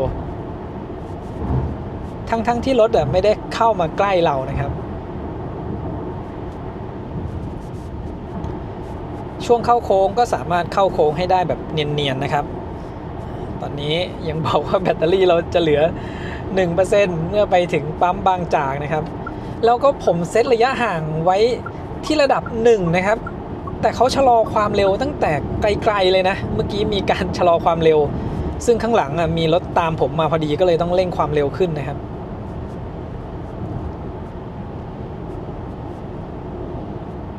ถ้าเป็นรถเล็กแบบเมื่อกี้ก็เหมือนกันนะเพิ่งสังเกตอีกทีนะครับผ ผมเซต Adaptive Cruise ไว้ที่120อ่ะพอขับผ่านรถที่อยู่เลนข้างๆมีการชะลอความเร็วลงประมาณ115กิโลเมตรต่อชั่วโมงนะครับตอนที่แบตเหลือ 20% นะผมเลยบอกว่าเดี๋ยวขับเลยปั๊มไปก่อนไปกลับแล้วดูว่าจะวิ่งได้ระยะทางเท่าไหร่ผมใช้ความเร็วไม่ต่ำกว่า100กิโลเมตรต่อชั่วโมงมาตลอดนะครับขับมาได้ระยะทางประมาณ33กิโลเมตรแล้วก็กลับรถพอกลับรถเนี่ยเราต้องขับกลับไปประมาณ33กิโลเมตรนะครับแล้วแบตเตอรี่จะเหลือประมาณ 1% ก็แปลว่าถ้าใช้ความเร็วไม่เกิน120นะครับอาจจะสัก110ดีกว่าเพื่อความชัวร์จะขับต่อได้ระยะทางประมาณเกือบ70กิโลเมตรนะครับที่ความเร็วไม่เกิน110กิโลเมตรต่อชั่วโมงเมื่อแบตเหลือ 20% นะครับมาดูที่ค่าคาร์บอนไดออกไซด์ภายในห้องโดยสารนะครับเหลืออยู่657 ppm อันนี้ก็หลังจากที่ผมกดให้รับอากาศจากภายนอกเข้ามานะครับเป็นอย่างนี้ค่า CO2 ในรถก็จะไม่สูงนะครับขับนานๆเนี่ยทำให้เราไม่ง่วงเร็วนะครับแล้วก็จะได้กลิ่นพวกต้นไม้ใบหญ้านะครับที่เข้ามาบางช่วงเขามีตัดหญ้าก็จะได้กลิ่นหญ้าเข้ามาแรงหน่อยตอนนี้แบตเตอรี่เหลือ 6% นะครับเราจะต้องขับไปอีก14กิโลเมตรเดี๋ยวผมจะลองเร่งความเร็วให้ดูนะครับผมเปลี่ยนเป็นโหมดสปอร์ตก่อนนะโหมดสปอร์ตนะครับตอนนี้ความเร็ว90ลองเร่งความเร็วนะครับขึ้นมา120นะครับแต่ผมว่าแรงดึงเนี่ยมันน้อยลงหน่อยแต่ว่าความเร็วยังสามารถเกิน120ขึ้นไปได้แบบสบายๆเลยนะครับแบตเตอรี่ตอนนี้เมื่อกี้ลดเหลือ 5% เนี่ยลองอัตราเร่งดูนะครับโอ้โหเนี่ยยังเร่งได้แรงๆอยู่เลยนะครับมีสอบถามกันเข้ามาบ้างนะครับว่าช่วงแบตเตอรี่เหลือน้อยๆเนี่ยอัตราเร่งเป็นยังไงบ้างยังสามารถเร่งแซงที่ความเร็วเกิน120กิโลเมตรต่อชั่วโมงได้สบายๆเลยนะครับกลับมาใช้งานโหมดมาตรฐานเหมือนเดิมวันนี้ขับมาใช้โหมดมาตรฐานเป็นส่วนใหญ่เลยนะครับเรียกว่ามาตรฐานตลอดเลยแหละมีลองให้ดูโหมดสปอร์ตแค่เมื่อกี้นะครับตอนนี้เนี่ยผมเซตที่ปุ่มตรงนี้ให้เป็นปุ่มการเปลี่ยนโหมดนะครับและก็สามารถกดตรงนี้ก็ได้นะครับอันนี้เป็นปุ่มเปลี่ยนโหมดการขับขี่มีตรงนี้อีกปุ่มหนึ่งนะครับที่เราสามารถเซตได้ว่าจะให้เป็นกดแล้วทำงานอะไรอย่างเช่นตอนนี้ถ้ากดปุ่มนี้เนี่ยก็จะเป็นการจอดอัตโนมัตินะครับแต่ว่าเราขับรถอยู่อย่างนี้มันก็ใช้งานไม่ได้ก็มีคำเตือนขึ้นมานะครับตอนนี้ขับมาแล้ว413กิโลเมตรนะครับเหลือระยะทางอีกประมาณ11กิโลเมตรจะไปถึงสถานีชาร์จคิดว่าระยะทางที่ขับได้ทั้งหมดประมาณ420กิโลเมตรนะครับจนแบตเตอรี่เหลือประมาณ 1% ความเร็วที่ใช้180กิโลเมตรแรกวันนี้เราขับอยู่ในช่วง80ถึง100กิโลเมตรต่อชั่วโมงนะครับแล้วก็ช่วงหลังจะเป็นความเร็ว120นะครับยิ่งแบต 20% สุดท้ายเนี่ยผมใช้ความเร็วไม่ต่ำกว่า100กิโลเมตรต่อชั่วโมงเลยนะครับและตอนนี้ก็ขับอยู่ที่ความเร็ว120กิโลเมตรต่อชั่วโมงตอนแรกนึกว่าพอแบตเหลือน้อยๆเราอาจจะต้องขับแบบคลานๆหน่อยนะแต่ตอนนี้เนี่ยพยายามจะให้ไปถึงแล้วแบตมันเหลือน้อยที่สุดนะครับแต่ก็ยังเผื่อไว้อีกนิดนึงเผื่อสถานีชาร์จใช้ไม่ได้จริงๆในปั๊มนี้เนี่ยจะมีทั้งตู้ชาร์จของ Level Charger แล้วก็ Spark EV นะครับรวมทั้งหมดแล้วเนี่ยมีอยู่6หัวชาร์จฝั่งตรงข้ามก็จะมี EV Station นะครับอันนี้คือเผื่อไว้แล้วนะครับคร่าวๆเรากดมาดูที่การใช้พลังงานกันก่อนนะครับว่าตอนนี้เนี่ยแบตเหลือ 5% เราใช้ไปแล้ว 72.3 กิโลวัตต์อเวอร์นะผมว่ารถคันนี้เนี่ยแบตเตอรี่ขนาด75น่าจะใช้ได้75จริงๆนะครับเปอร์เซ็นต์นึงเนี่ยมันประมาณ0.7 กิโลวัตต์อเวอร์กับแบตที่เหลืออีก 4% น่ะ74มันก็ประมาณ28ถึง3กิโลวัตต์อเวอร์พอดีแสดงว่าทั้งใน 7X แล้วก็ใน009นะครับปริมาณแบตที่เขาบอกนะครับความจุที่สามารถใช้ได้ทั้งหมดเลยนะครับและเขายังมีบัฟเฟอร์ไว้อีกนะแสดงว่าขนาดของแบตเตอรี่จริงๆเนี่ยใหญ่กว่า75นะครับเพราะว่า75เนี่ยเป็นขนาดที่ใช้ได้อย่าง Volvo เนี่ยเขาจะบอกเรามาเลยนะครับว่าแบตเตอรี่สามารถใช้ได้เท่าไหร่เช่นบอกว่าแบตเตอรี่ใช้ได้107กิโลวัตต์อเวอร์ขนาดแบตจริงๆเนี่ยมันก็110กว่านะครับอันนี้เนี่ยเขาไม่ได้บอกนะว่าใช้ได้ทั้งหมดเท่าไหร่พอเราขับดูแล้วเนี่ยถึงจะรู้นะครับตอนนี้มัน72กว่าแล้วอ่ะยังเหลือแบตอีก 4% นะครับลองเร่งดูอีกครั้งนะครับนี่โอ้โหยังเร่งแซงได้แบบสบายๆนะครับแบตเตอรี่ 4% ไม่ใช่ว่าไปถึงแล้วชาร์จไม่ได้ก็ อารมณ์เปลี่ยนเลยนะครับตอนนี้ยังแบตเหลือ 2% เยอะไปหน่อยงั้นขอเร่งความเร็วขึ้นหน่อยนะครับให้มันกินไฟหน่อยเราเหลือระยะอีก7กิโลเมตรนะครับจะถึงสถานีชาร์จแล้วช่วงล่างคันนี้นะครับถ้าเป็นช่วงขับตรงๆแบบนี้เนี่ยถนนเรียบๆนะครับจะรู้สึกนิ่งดีอยู่นะแต่ที่ผมบอกไปช่วงตอนต้นนะครับพอขับบนทางด่วนแต่มันเป็นช่วงถนนที่ไม่เรียบเนี่ยพอความเร็วเกิน120นะครับมันจะรู้สึกว่าเราจะต้องคอยควบคุมพวงมาลัยแต่พอเป็นถนนเรียบๆนะครับความเร็วเกิน120เนี่ยยังรู้สึกว่ารถนิ่งดีอยู่เลยนะครับนี่นะครับแบตเตอรี่เหลือ 3% เราลองเร่งแซงโอ้โหแรงยังมาเต็มอยู่เลยนะครับผ่านแยกด้านหน้าอีก1กิโลเมตรก็จะถึงที่ปั๊มแล้วนะครับตอนที่แบตเหลือต่ำกว่า 3% เนี่ยเขาจะไม่โชว์เปอร์เซ็นต์เลยนะครับเป็นขีดค่าลงไปเลยแล้วก็เราน่าจะไปถึงปั๊มแล้วแบตเหลือ 2% นะครับนี่ขนาดพยายามเร่งความเร็วช่วงขับกลับแล้วนะครับขับมาแล้ว423กิโลเมตรแบตเตอรี่เนี่ยเหลืออยู่ 3% อีก1กิโลเมตรก็จะถึงปั๊มแล้วนะครับนี่ผมเปลี่ยนเป็นโหมดสปอร์ตนะเดี๋ยวลองเร่งความเร็วกันนิดนึงก่อนถึงปั๊มนะครับชัดเลยนะครับพอแบตเหลือน้อยๆเนี่ยการตอบสนองเนี่ยมันช้าลงหน่อยแต่เราสามารถเร่งขึ้นไปที่ความเร็ว100 กว่าได้อยู่นะครับและตอนนี้พอแบตต่ำกว่า 3% ไม่โชว์เปอร์เซ็นต์แบตเตอรี่แล้วนะครับเหยียบจนมิดนะครับความเร็ว90 110มันจะขึ้นมาช้าหน่อยนะครับแต่พอความเร็ว100แล้วเนี่ยมันก็แตะแล้วก็พุ่งอยู่นะครับแบตตอนนี้น่าจะเหลือประมาณสัก 1-2% นะครับบนหน้าจอเนี่ยเขาไม่โชว์บอกแล้วแต่บนแผนที่นะครับเขาบอกว่าเหลือ 1% ถึงจุดหมายแล้วเขาก็เลิกนำทางนะครับมีรถชาร์จอยู่1คันพอดีนะครับเป็น ION UT เรามาชาร์จจุดนี้ถ้ายังไม่มีรถมาชาร์จนะน่าจะได้ระดับ120-180 กิโลวัตต์นะครับไม่แน่ใจว่าตอนนี้ ION UT ชาร์จอยู่ที่แบตกี่เปอร์เซ็นต์ผมจอดผิดฝั่งหรือเปล่าเนี่ยเราจะต้องจอดชิดอีกด้านหนึ่งนะครับรีบไปชาร์จก่อนดีกว่าจะได้รับกำลังไฟเต็มก่อนนะครับตอนนี้ถ้าหารแค่2คันเนี่ยยังไม่ค่อยเท่าไหร่นะ UT ก็น่าจะรับอยู่ประมาณเต็มที่นี่ UT ตัวไหน UT ตัว Standard นะครับน่าจะไม่เกิน80กิโลวัตต์แล้วแหละตอนนี้ขับไปทั้งหมด424กิโลเมตรนะครับค่าเฉลี่ยการใช้พลังงาน17กิโลวัตต์อเวอร์ต่อ100กิโลเมตรแบตเตอรี่เราเหลือต่ำกว่า 3% เลยไม่โชว์เปอร์เซ็นต์แบตแล้วนะครับและเราใช้แบตไปทั้งหมดตอนนี้ 73.7 กิโลวัตต์อเวอร์นะครับผมว่าสามารถใช้ได้เต็ม75เลยนะครับสำหรับแบตที่เหลืออีกนิดนึงตอนนี้นะครับแบตเตอรี่เหลือ 2% นะครับที่บนหน้าจอรถเนี่ยไม่โชว์แล้วก็เดี๋ยวดูนะครับเราจะรับกำลังไฟได้สูงสุดเท่าไหร่ขึ้นมา180กิโลวัตต์เลยนะครับสำหรับจุดนี้กำลังไฟรวม240กิโลวัตต์นะครับจะมี power module 4ตัวละ60กิโลวัตต์นะครับ6 4 24ถ้าชาร์จ4คันพร้อมกันจะเหลือคันละ60กิโลวัตต์แต่ตอนนี้เนี่ย ION UT ที่ชาร์จอยู่น่าจะรับกำลังไฟต่ำกว่า60กิโลวัตต์ลงมาแล้วนะครับเราเลยได้ส่วนที่เหลือมาทั้งหมด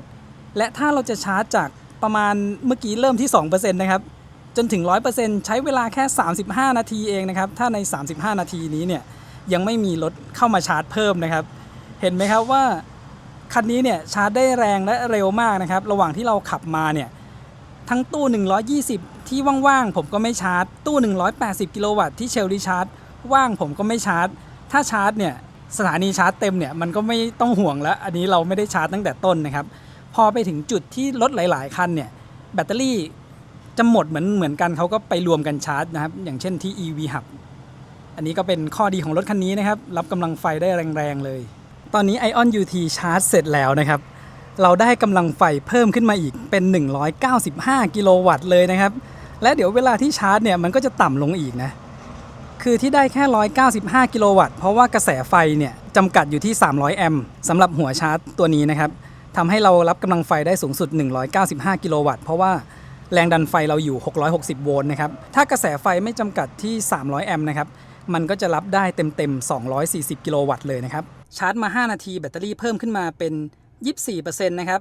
กำลังไฟขึ้นมาที่197กิโลวัตต์ตอนนี้มี Denza D9 นะครับมาชาร์จคู่กันพอดี หลังจากที่ Ion UT ออกไปนะครับเดี๋ยวเราดูว่าชาร์จแชร์คู่กันกับ Densa D9 เนี่ยเราจะรับกำลังไฟได้อยู่ที่เท่าไหร่นะครับชาร์จมา25นาทีนะครับแบตเตอรี่จาก2ขึ้นมา 91%ตอนนี้เนี่ยชาร์จคู่กันอยู่กับ Densa D9 นะครับแต่ว่าเขาให้ priority คันนี้อยู่ที่ 164.5 กิโลวัตต์แล้วเดี๋ยวพอแบตเตอรี่เกิน 95% เนี่ยมันก็จะเริ่มต่ำกว่า120 กิโลวัตต์แล้วนะครับแล้วก็ใช้เวลาแค่4นาทีจากแบตเตอรี่92จนถึง 100% นะครับ98% ยังรับได้ 52 กิโลวัตต์นะครับแล้วก็เหลือแค่1นาทีก็ไม่ถึง30นาทีนะครับในการชาร์จ2ถึง 100% ชาร์จเสร็จแล้วนะครับ29นาทีกับไฟที่จ่ายออกมาจากตู้ทั้งหมด79กิโลวัตต์อเวอร์นะครับอันนี้รวมลอสไปแล้วไฟที่เราใช้ไปที่เห็นบนหน้าจอมันอยู่ประมาณ73นะครับก็มีลอสอยู่ประมาณเกือบ6กิโลวัตต์อเวอร์นะครับวันนี้ที่บรรทุกน้ำหนักมาด้วยนะครับส่วนใหญ่อยู่ทางด้านหลังตอนนี้เนี่ยพอวัดความสูงนะครับบริเวณซุ้มล้อตรงนี้ด้านหลังจะอยู่ประมาณ78เซนติเมตรกว่าๆนะครับส่วนด้านหน้าตรงนี้81เซนติเมตรด้านหลังเนี่ยยุบลงหน้าอาจจะเชิดขึ้นมานิดนึงนะครับแล้วก็มาดูที่ข้างหลังนะครับที่เราบรรทุกถุงปูนมาไม่แน่ใจว่าตอนนี้สภาพเป็นยังไงนะครับ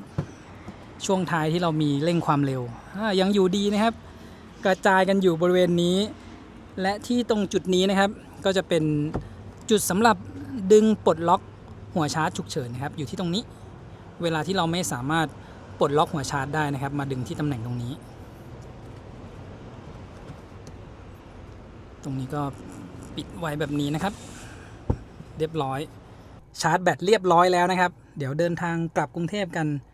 ก็เป็นไงบ้างครับการชาร์จแบตเตอรี่ของคันนี้ระหว่างเดินทางนะนี่ขอแค่เราได้ตู้120กิโลวัตต์หรือ150-180นะครับชาร์จแป๊บเดียวเท่านั้นเองแล้วก็เดี๋ยวพาดูภายในนิดนึงนะครับยังไม่ได้พาดูจุดอื่นๆเล็กน้อยนะครับตรงนี้สวิตช์ตรงนี้นะครับกดเพื่อเปิดที่เก็บของบริเวณตรงนี้แล้วก็ตำแหน่งนี้นะครับที่มันจะเป็นปุ่มที่เราสามารถเซตได้นะครับตอนนี้เขาเซตไว้เป็นระบบช่วยจอดอัตโนมัติเราเข้ามาที่เมนูตรงนี้นะครับแล้วก็เลื่อนลงมาที่ด้านล่างตรงนี้เมนูนี้ปุ่มกำหนดเองบนพวงมาลัยก็คือปุ่มนี้นี่เองนะครับตอนนี้ตั้งไว้ให้เป็นปุ่มในการเปลี่ยนโหมดการขับขี่แล้วก็คอนโซลกลางก็คือปุ่มนี้เลือกไว้เป็นจอดรถอัตโนมัตินะครับมันจะมีเป็นมุมมองวิดีโอที่นั่งหลังสลับโหมดปรับอากาศนะครับลองเลือกเป็นมุมมองวิดีโอที่ด้านหลังพอกดปุ๊บก็จะเปิดกล้องตัวนี้ขึ้นมานะครับให้เราเห็นผู้โดยสารที่นั่งอยู่ด้านหลังหรือว่าเวลาที่มีเด็กๆนั่งอยู่ด้านหลังหรือเป็นคาร์ซีทนะครับเราก็สามารถกดดูกล้องตัวนี้ได้ง่ายๆเลยนะครับตำแหน่งกล้องด้านหลังเนี่ยจะอยู่ที่ตำแหน่งตรงนี้นะครับและสามารถปิดไว้ได้ด้วยนะครับถ้าต้องการความเป็นส่วนตัวแบบนี้ที่ปุ่มถัดมานะครับก็จะเป็นปุ่มในการเล่นมัลติมีเดียนะครับ Play Pause ปุ่มนี้ไว้เปิดฝากระโปรงท้ายนะครับแล้วก็มีปุ่มโหมดการขับขี่ที่ตรงนี้อีกจุดหนึ่งนะครับและทีนี้ถ้าเรากดมาที่แผนที่นะครับที่มันจะมีวิดเจ็ตเนี่ยเราสามารถกดที่ตำแหน่งตรงนี้ได้นะครับให้ขยับออกมาหรือว่าเก็บไว้นะครับถัดมาดูที่ระบบปรับอากาศนะครับกดที่ตรงนี้แอร์จะเป็นทั้งหมด3โซนนะครับคนขับผู้โดยสารแล้วก็แถวที่2นะครับตรงนี้เราสามารถกดที่ปุ่มตรงนี้ได้มันจะไปเห็นที่ด้านหลังนะครับเซตอุณหภูมิแยกกับด้านหน้าเลยมีแอร์อยู่เสาด้านข้างนะครับที่ตำแหน่งตรงนี้กลับมาดูที่ตำแหน่งด้านหน้านะครับสำหรับการปรับทิศทางแอร์ของคันนี้เนี่ยเป็นการปรับแบบดิจิตอลนะครับปรับบนนี้ช่องตรงกลางเนี่ยไม่สามารถปรับก้มเงยได้นะครับได้แต่ซ้ายขวาแบบนี้แล้วก็ตรงนี้ด้านข้างสามารถปรับก้มเงยได้นะครับถ้าต้องการปิดเนี่ยกดลงไป2ทีนะครับก็จะปิดไว้ได้ละกดให้กลับมาทำงานนะครับมีเป่าบริเวณเท้าก็จะมีกราฟิกให้เราเห็นแต่ผมชอบแบบที่เป็นปรับมือมากกว่านะครับสะดวกกว่าแล้วก็ตำแหน่งของคันนี้เนี่ยมันยังไม่ค่อยเหมาะสมเท่าไหร่นะเพราะว่าเป่ามือไม่ได้นะครับอันนี้ก็แล้วแต่คนชอบนะครับมีตรงจุดนี้แหละที่ยังไม่ค่อยโอเคสักเท่าไหร่สำหรับตำแหน่งแอร์นะครับที่เมนูด้านซ้ายตรงนี้นะครับมีทำความร้อนอย่างรวดเร็วทำความเย็นอย่างรวดเร็วระบายอากาศในห้องโดยสารนะครับตรงนี้เซตติ้งซ้ายมือนะครับมีตั้งค่าปรับอากาศนะครับมีระบบตรวจสอบการเปิดหน้าต่างแล้วก็ Air Eco นะครับอันนี้ที่ผมบอกนะขับทางไกลเนี่ยให้รับอากาศจากภายนอกเข้ามานะครับจะได้ไม่มีค่า CO2 สะสมเยอะตรงนี้ก็เป็นการตั้งค่าออโต้นะครับด้านล่างตรงนี้เนี่ยเราสามารถเลือกที่ตรงนี้ได้นะครับมันจะเป็นโหมดสำเร็จนะครับของ Air ว่าจะเลือกให้เป็นอิสระก็คือเราปรับเองหรือว่าให้ปัดไปทางซ้ายขวาโฟกัสเข้ามาที่หน้านะครับเลือกตรงนี้โฟกัสเข้ามาที่หน้าก็จะพุ่งมาที่หน้าเราเลยนะครับปัดซ้ายขวาก็จะค่อยๆสายไปมานะครับแล้วก็หลีกเลี่ยงคือไม่ให้เป่าโดนหน้าเราตำแหน่งที่วางมือถือตรงนี้ก็เป็น Wireless Charger ทั้ง2ช่องนะครับแล้วก็มีช่องเป่าลมระบายความร้อนให้มือถือช่วงที่ Wireless Charge นะครับตรงนี้ที่เก็บของตรงกลางสามารถปิดได้นะครับจะเป็นเลื่อนปิดแบบนี้เปิดแล้วก็ที่วางแก้วนะครับตรงนี้มันสามารถเก็บไว้แบบนี้ได้นะครับกดตรงนี้เพื่อเปิดออกมาถ้าเป็นแก้วไซส์ใหญ่ๆนะครับวางคู่กันนี่ก็จะเบียดกันแล้วก็เหลือที่ใส่ของอยู่ตรงนี้นิดนึงที่เก็บของตรงกลางนี้นะครับสามารถเปิดแยกทีละฝั่งได้เลยนะครับเปิดได้จาก2ฝั่งเปิดแบบนี้ก่อนนะครับแล้วก็สามารถกดจากฝั่งนู้นก็ได้เปิดเป็นแบบนี้นะครับแบบนี้ก็สะดวกดีนะเปิดได้ทั้ง2ฝั่งเลยบางคันเนี่ยมันเปิดข้างเดียวนะครับพอเปิดขึ้นมาแล้วเนี่ยมันก็หยิบของยากอันนี้ทำมาดีเลยนะครับสามารถเปิดได้จากทั้งฝั่งซ้ายและฝั่งขวานะครับตอนนี้เริ่มค่ำลงมาแล้วนะครับเริ่มเห็นแสงแอมเบียนไลท์ด้านหน้าและช่วงขับกลับเนี่ยเดี๋ยวก็ได้เห็นแสงแอมเบียนไลท์ผ่านในกล้องนะครับโอเคตอนนี้ก็ประมาณ5 โมงแล้วเดี๋ยวขับกลับกันดีกว่าครับ5 โมงพอดีนะครับขับกลับกรุงเทพกันเมื่อกี้พอชาร์จเสร็จเนี่ยก็ไปพักแล้วก็หาของกินเล่นนิดนึงนะครับแล้วก็รถตู้นะครับเดนซ่า D9 ที่มาชาร์จด้วยกันเนี่ยเขาก็ขับขึ้นเชียงใหม่นะครับใช้วิธี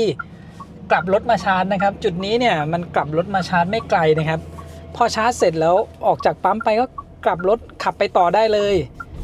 คือผมกดดูละสถานีชาร์จข้างหน้าเนี่ยวันนี้เนี่ยรถค่อนข้างแน่นนะครับสำหรับขาขึ้นเชียงใหม่ให้เราใช้วิธีแบบนี้นะครับกลับรถมาชาร์จผมชาร์จอยู่ที่นี่ตั้งครึ่งชั่วโมงแล้วก็ยังจอดอยู่อีกสักครึ่งชั่วโมงเลยนะครับที่ขับมาจอดอยู่ข้างๆจุดชาร์จก็ไม่มีรถเข้ามาชาร์จสักเท่าไหร่เลยนะเมื่อกี้เพิ่งมีอีกคันหนึ่งมานะครับคือถ้าเราขับตรงไปที่จังหวัดตากเลยเนี่ยสถานีชาร์จมันจะแน่นเพราะว่ามันเป็นจุดที่คนจะต้องไปแวะกันนะครับเราหาจุดชาร์จที่มัน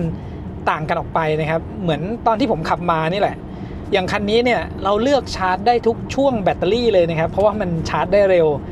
จุดไหนว่างเนี่ยเราเสียบชาร์จไว้ก่อนหากเป็นการเดินทางช่วงเทศกาลแบบนี้นะครับจะได้ไม่ไปเจอจุดชาร์จที่ยังเต็มอยู่แล้วเราต้องไปรอเวลาชาร์จนะครับอย่างที่ผมชาร์จแล้วได้แบตเตอรี่กลับมาเต็ม 100% แปลว่าจากจุดนี้นะครับที่กำแพงเพชรเนี่ย350กิโลเมตรแล้วสามารถขับต่อได้อีกอย่างน้อยๆนะครับ350กิโลเมตรถ้าใช้ความเร็วไม่มากมันก็แทบจะถึงเชียงใหม่อยู่แล้วนะครับแต่ถ้าผมขับยาวไปเลยวันนี้เนี่ยผมว่าน่าจะไปเจอสถานการณ์แบบว่าต้องรอเสียบชาร์จนะครับเพราะว่ารถเดินทางกันเยอะถ้าพ้นจากตากไปแล้วเนี่ยจุดชาร์จจะเริ่มน้อยนะครับน่าจะไปแน่นกันอีกทีที่เถินแบตเตอรี่ 100% ผมลองกดนำทางกลับไปที่กรุงเทพตอนแรกเขาก็บอกว่าแบตจะเหลือ 7% นะครับแต่สุดท้ายเนี่ยเขาก็หาจุดชาร์จเพิ่มเข้ามาให้ไม่สามารถลบออกได้ด้วยนะครับผมลองลบจุดชาร์จออกเนี่ยเขาก็ยังคงให้มันอยู่เหมือนเดิมนะแต่ขาที่เราขับมาเนี่ยเราสามารถขับมาถึงได้โดยที่ไม่ต้องแวะชาร์จนะครับแล้วก็ยังขับต่อให้แบตหมดแต่ขากลับเนี่ยเราจะไม่ได้ทดสอบการใช้พลังงานที่ความเร็วต่ำแล้วก็ถ้ารถไม่ติดนะเดี๋ยวเราลองดูนะครับขับแบบปกติเลยจะใช้แบตไปสักเท่าไหร่นะครับเมื่อกี้ที่เราชาร์จจาก 2-100% ค่าชาร์จทั้งหมด627 บาทนะครับอันนี้ค่าไฟหน่วยละ 7.9 บาทเราขับไปทั้งหมด424กิโลเมตรตกกิโลเมตรละ 1.47 บาทนะครับอันนี้เป็นแบบชาร์จ DC นอกบ้านแล้วก็หน่วยค่าไฟเนี่ยถือว่าสูงหน่อยนะครับแต่ได้ความเร็วความแรงในการชาร์จแต่ถ้าเราไปชาร์จสถานีอื่นนะครับก็จะเหลือประมาณ5 บาทไปปลายถึง6 บาทค่าไฟต่อกิโลเมตรก็จะถูกลงนะครับหรือว่าถ้าชาร์จที่บ้านเลยนะเท่ากับหารครึ่งเลยนะครับก็จะตกกิโลเมตรละประมาณ 70-80 สตางค์ถ้าเป็นช่วงที่เราใช้งานในชีวิตประจำวันทั่วไปนะครับขับระยะทางไม่เกินที่รถวิ่งได้แล้วกลับไปชาร์จที่บ้านถ้าเป็นช่วงเดินทางไกลเนี่ยค่าไฟก็จะสูงขึ้นมาหน่อยแค่นั้นนะครับยกเว้นว่าใครที่ไม่สามารถติดตั้งเครื่องชาร์จที่บ้านได้เนี่ยค่าไฟในการชาร์จ DC นอกบ้านก็จะสูงหน่อยนะครับและต้องบอกว่านี่เป็นค่าพลังงานของรถที่มีพละกำลังถึง400แรงม้าเลยนะครับถ้าเราเทียบกับรถน้ำมันที่400แรงม้าเหมือนกันเนี่ยค่าน้ำมันต่อกิโลเมตรเนี่ยมันก็ไม่น่าจะต่ำกว่า2 บาทต่อกิโลเมตรนะครับมาดูที่โหมดการขับขี่นะครับคันนี้จะมีโหมดการขับขี่มาทั้งหมด3โหมดที่เป็นโหมดหลักนะครับแล้วก็จะมีโหมดหิมะให้มาด้วยโหมดการขับขี่หลักนะครับนุ่มนวลมาตรฐานสปอร์ตเราสามารถกดเปลี่ยนโหมดได้จากบนหน้าจอหรือว่าจะเป็นปุ่มตรงนี้ก็ได้นะครับคันนี้เนี่ยมีปุ่มในการเปลี่ยนโหมดการขับขี่ให้มาด้วยกดลงจะเลื่อนไปทางขวานะครับกดขึ้นจะถอยกลับไปทางด้านซ้ายผมดันขึ้นจะมาที่นุ่มนวลนะครับทันทีที่ปรับมานุ่มนวลเนี่ยมันจะรู้สึกถึงอาการตื้อขึ้นมานิดนึงนะครับเหมือนว่าเราขับอยู่ในโหมดอีโคนะที่ความเร็วประมาณ90กิโลเมตรต่อชั่วโมงนะครับผมลองเร่งแซงดูมันแค่ตอบสนองช้าลงนิดนึงนะครับถ้าเทียบกับโหมดมาตรฐานแต่พอเราได้กดคันเร่งลงไปสุดแล้วเนี่ยมันก็พุ่งออกไปเลยนะครับคราวนี้ลองเป็นโหมดมาตรฐานนะครับความเร็วใกล้เคียงเดิมกดคันเร่งลงไปโอ้โหอันนี้ต่างกันพอสมควรนะครับน่ารู้สึกว่ามีอาการเชิดขึ้นเล็กน้อยในโหมดมาตรฐานและถัดมาโหมดสปอร์ตนะครับในโหมดสปอร์ตที่ความเร็ว90กิโลเมตรต่อชั่วโมงลองเร่งความเร็วโอ้โหในโหมดสปอร์ตนี่แบบโอ้ดึงแรงขึ้นมาทันทีเลยนะครับเนี่ยพอแตะคันเร่งลงไปนี่แบบพุ่งออกไปทันทีเลยนะมาเต็มนะครับขนาดว่าบรรทุกน้ำหนักมา240กิโลกรัมนะครับในโหมดมาตรฐานเองเนี่ยก็ถือว่าแรงดีอยู่แล้วนะครับเจอโหมดสปอร์ตเข้าไปอีกนี่โอ้โหเหลือๆครับแล้วก็มาดูที่ระดับการกู้คืนพลังงานนะครับระดับการกู้คืนพลังงานจะมีมาให้ทั้งหมด2ระดับนะครับมาตรฐานแล้วก็เข้มข้นลองดูที่ความเร็ว100กิโลเมตรต่อชั่วโมงนะครับแบบมาตรฐานยกเท้าออกจากคันเร่งรีเจนประมาณ 40% นะครับคราวนี้ลองแบบเข้มข้นนะครับเร่งความเร็วขึ้นไปที่100กิโลเมตรต่อชั่วโมงยกเท้าจากคันเร่งรีเจนประมาณ 70-80% เลยนะครับ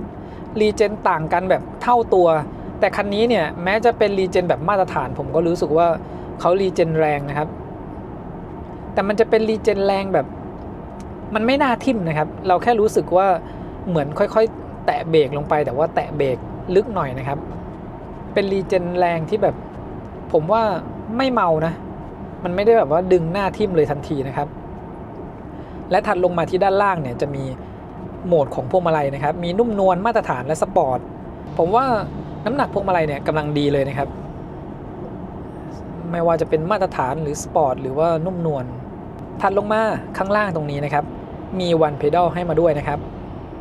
เปิดใช้งาน One Pedal One Pedal Drive เนี่ยจะเป็นการใช้แป้นเดียวนะครับแป้นคันเร่งเนี่ยเป็นได้ทั้ง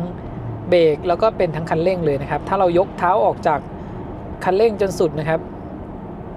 รีเจนประมาณ 50% นะครับแต่เขาจะค่อยๆลดความเร็วลงไปเรื่อยๆและจนหยุดนิ่งเลยนะครับสำหรับ One Pedal Drive One Pedal Drive คันนี้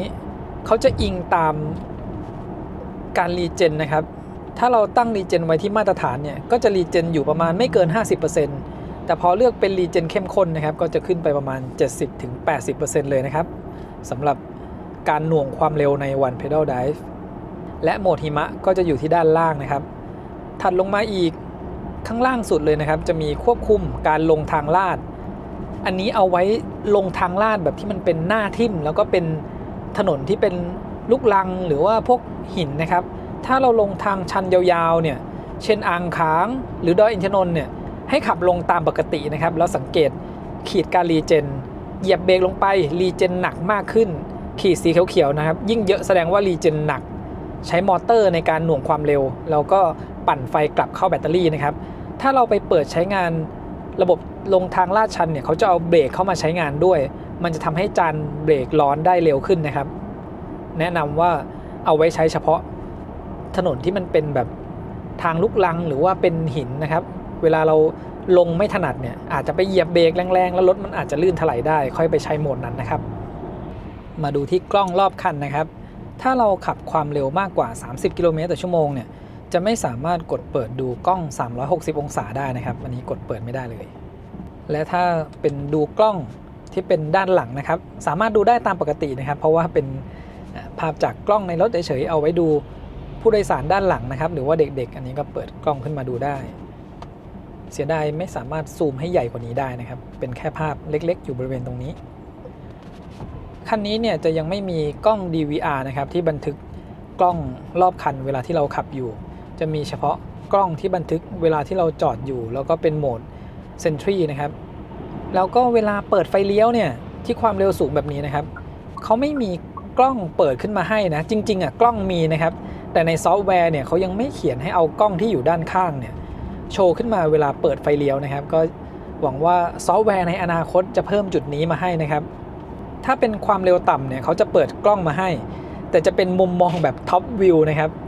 ก็ไม่ค่อยสะดวกสักเท่าไหร่นะบางทีมองท็อปวิวน่าจะเอากล้องตัวด้านข้างนะครับแล้วก็กล้องที่อยู่บริเวณกระจกมองข้างเนี่ยมาโชว์ให้เราดูแบบนั้นมันจะโอเคกว่านะครับพอดีว่าคันนี้เนี่ยติดฟิล์มมาแล้วผมเลยแวะจอดแล้วถ่ายให้ดูแสงสว่างไฟหน้าก่อนนะครับอันนี้ถ้าดูจากด้านในประมาณนี้นะครับแล้วก็ดูเทียบกันแสงสว่างด้านนอกนะครับและตรงนี้ถ่ายให้เห็นถึงแสงสว่างไฟหน้านะครับโดยรวมสว่างดีนะครับและถ้าลองกดเปิดไฟสูงนี่นะครับสำหรับไฟสูงมาดูที่บนหน้าจอนะครับตอนนี้ยังไม่ได้เปิดไฟสูงออโต้นะครับมีแค่สัญลักษณ์ไฟต่ำแล้วก็ดูตรงนี้นะครับเราต้องดันที่ก้านฝั่งซ้ายนี้2ครั้งถ้าดันครั้งเดียวเนี่ยมันจะเป็นไฟสูงนะครับเราต้องดัน2ครั้งเร็วๆมันจะกลายเป็นรูปไฟสูงแล้วก็ขึ้นตัว A Auto นี้ขึ้นมานะครับถนนบริเวณนี้เนี่ยไม่มีไฟ2ถนนนะครับถ่ายให้ดูแสงสว่างไฟหน้าผ่านกล้องตัวกลางนะครับไฟหน้าสว่างดีนะครับเท่าที่สังเกตดูแล้วก็ส่องสว่างออกไปด้านข้างที่เห็นอยู่ตอนนี้เนี่ยรถติดฟิล์มด้านหน้ามาด้วยแล้วนะครับเพราะฉะนั้นมันจะลดแสงสว่างลงไปในระดับหนึ่งก็ขึ้นอยู่กับการเลือกฟิล์มแล้วแหละครับว่าเลือกฟิล์มที่มันตัดแสงลงไปขนาดไหนโดยรวมแสงสว่างไฟหน้าที่ให้มาเนี่ยสว่างดีเลยนะครับและเขาสามารถปรับชดเชยนะครับการก้มเงยของไฟหน้าได้ในเมนูไฟส่องสว่างแล้วก็ไฟภายนอกนะครับ6ระดับถ้าผมปรับให้ก้มลงมาสุดนะครับก็จะก้มมาใกล้ตัวรถเลยนะครับสังเกตได้จากตอนนี้เลยนะครับแล้วก็ปรับกลับไปที่ตำแหน่งเดิมถ้าหากเราบรรทุกมาหนักมากๆที่ด้านท้ายแล้วหน้ามันเชิดขึ้นเยอะนะครับเราก็มาปรับชดเชยตรงนี้ไฟจะได้ไม่ไปส่องแยงตารถคันด้านหน้านะครับสังเกตเวลาขับตามรถคันหน้าว่าไฟเราไม่ส่องโดนกระจกมองข้างเขานะครับระบบไฟสูงอัตโนมัติมีให้มานะครับวิธีเปิดเนี่ยเราจะต้องดันก้านทางด้านซ้ายนะครับออกไป2ครั้งแล้วก็จะมีสัญลักษณ์ไฟสูงที่เป็นตัว A ขึ้นมานะครับถ้าดันออกไปครั้งเดียวเนี่ยจะเป็นการเปิดไฟสูงแต่วันนี้เส้นทางที่ขับนะครับมีรถอยู่ตลอดเวลาเลยไม่เห็นตัวไฟสูงออโต้ที่ทำงานขึ้นมานะครับวัดความดังเสียงภายในห้องโดยสารบนถนนลาดยางที่ความเร็ว100กิโลเมตรต่อชั่วโมงนะครับ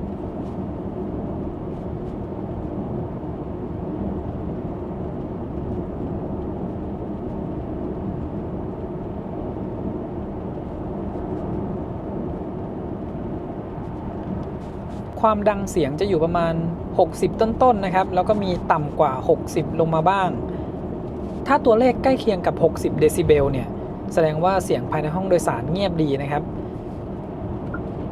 แต่อันนี้ตัวเลขส่วนใหญ่จะอยู่ประมาณ62 63ก็อยู่ในระดับกลางๆนะครับสำหรับคันนี้เนี่ย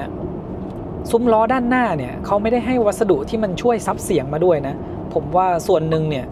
เป็นเสียงที่อยู่บริเวณล้อหน้าด้วยนะครับสำหรับหน้าจอนะครับแสงสว่างตอนนี้ปรับลงสุดทั้งหมดแล้วขับช่วงถนนมืดๆแบบนี้เนี่ยสีดำของหน้าจอกลางดำคือดำสนิทเลยนะครับแต่ว่าจอด้านหน้าคนขับเนี่ยยังออกเทาๆอยู่บ้างนะครับไม่ได้ดำเหมือนพาเนลจอกลางตรงนี้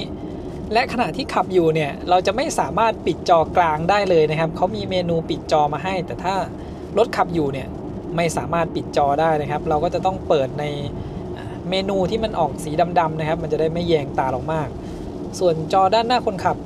พวกตัวหนังสือที่เป็นสีขาวๆนะครับหากขับ ในถนนที่แบบมืดสนิทเลยนะครับ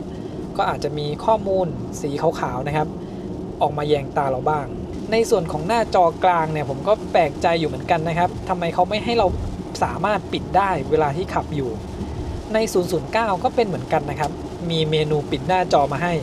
จะปิดได้ก็ต่อเมื่อจอดรถอยู่นะครับทั้งหน้าจอตรงนี้แล้วก็หน้าจอด้านหน้าคนขับจอด้านหน้าคนขับเนี่ยยังพอเข้าใจนะครับว่ารถขับอยู่เนี่ยไม่สามารถปิดได้แต่จอกลางเนี่ยมันควรจะสามารถดับหน้าจอกลางได้นะครับและถ้าแสงแอมเบียนไลท์แยงตาเราก็สามารถปิดได้นะครับระหว่างที่ขับแล้วฝนตกนะครับบนกราฟิกหน้าจอที่เป็นรูปรถเราเนี่ยก็มีฝนลงมาที่รถเหมือนกันนะครับเพราะว่าเขามีแอปที่เอาไว้เช็คสภาพอากาศนะครับพอเห็นว่าบริเวณที่รถอยู่ตอนนี้เนี่ยมีฝนตกก็มีกราฟิกเป็นฝนตกเหมือนกันนะครับและถนนที่ผมขับอยู่ตอนนี้เนี่ยคือเลี่ยงเมืองนครสวรรค์นะครับและถนนเนี่ยไม่ค่อยดีนะช่วงล่างของคันนี้เนี่ยจะเป็นแบบนุ่มแน่นแล้วก็เฟิร์มนะครับจะเห็นว่าช่วงขับผ่านถนนขรุขระเนี่ยลูดไปได้สบายๆเลยนะครับเส้นพระราม3ผมก็ไปลองขับมาแล้วเหมือนกันนะยิ่งถ้าบรรทุกน้ำหนักมาด้วยแบบนี้นะครับหากขับในความเร็วสูงถนนเรียบๆเนี่ยตัวรถนิ่งดีเลยนะครับแต่ถ้าไม่ได้บรรทุกน้ำหนักมาด้วยในความเร็วไม่เกิน120กิโลเมตรต่อชั่วโมงเนี่ยก็ถือว่าโอเคดีนิ่งในระดับหนึ่งนะครับแต่ถ้าหากขับที่ความเร็วสูงกว่า120กิโลเมตรต่อชั่วโมงและถนนมันไม่ดีนะครับจะรู้สึกว่าตัวรถเนี่ยมันไม่ค่อยนิ่งเราจะต้องควบคุมพวงมาลัยให้รถมันตรงอยู่ภายในเลนนะครับสมมุติว่าบริเวณที่ขับอยู่เนี่ยแล้วถนนมันเป็นขึ้นเป็นเนินๆนะครับรถเนี่ยมันจะไม่ค่อยนิ่งเหมือนความเร็วต่ำกว่า120กิโลเมตรต่อชั่วโมงลงไปนะครับช่วงขากลับผมได้ลองขับความเร็ว120แบบยาวๆดูแล้วนะครับถ้าเป็นความเร็ว120กิโลเมตรต่อชั่วโมงเนี่ยค่าเฉลี่ยการใช้พลังงานจะอยู่ประมาณ20 ถึง 20.5 กิโลวัตต์เอาร์ต่อ100กิโลเมตรนะครับเราเอาการใช้พลังงานอันนี้เนี่ยไปหารกับปริมาณแบตที่ใช้ได้เลยนะครับ75หารกับ20 ถึง 20.5 เนี่ยขับจนแบตเตอรี่หมดนะครับมันก็จะได้ระยะทางประมาณ370กิโลเมตรนะครับ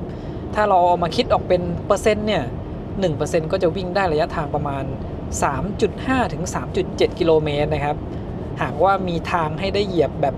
120ยาวๆตลอดเส้นทางแบบนี้เนี่ยก็ขับจนแบตหมดได้ประมาณ370กิโลเมตรหรือขับไปแล้วก็แบตยังไม่หมดนะครับสัก350กิโลเมตรก็แวะชาร์จนะครับอันนี้ก็ได้ทดสอบให้ได้ครบแล้วนะครับแล้วก็ในขากลับเนี่ยได้ลองใช้งานที่ความเร็วสูงขึ้นนะครับลองทั้งขับแล้วก็เปลี่ยนเลนไปมาเนี่ยช่วงล่างคันนี้โอเคเลยนะครับนุ่มหนึบดีแล้วยิ่งได้น้ำหนักที่มากดเพิ่มนะครับเหมือนนั่งเต็มคันเรียกว่าเป็นชุดคิด CG Go 240กิโลกรัมนะครับความเร็วสูงเนี่ยให้ความนิ่งเพิ่มขึ้นนะครับถ้าเทียบกับตอนที่ผมขับคนเดียวนะอันนี้ก็ลองเปรียบเทียบให้ดูนะครับระหว่างขับคนเดียวกับบรรทุกน้ำหนักเพิ่มนะครับสำหรับคันนี้ถ้าเป็นแบบขับคนเดียวเนี่ยแล้วเราใช้ความเร็วสูงมันอาจจะรู้สึกลอยๆนิดหน่อยนะครับแต่พอมีน้ำหนักกดมาเหมือนนั่งเต็มคันเนี่ยการขับที่ความเร็วสูงขึ้นทำได้นิ่งดีเลยนะครับอันนี้ก็เป็นปกตินะครับในหลายๆคันเนี่ยถ้าได้น้ำหนักมากดเพิ่มเนี่ยมันก็จะทำให้ตัวรถมีความนิ่งขึ้นนะครับ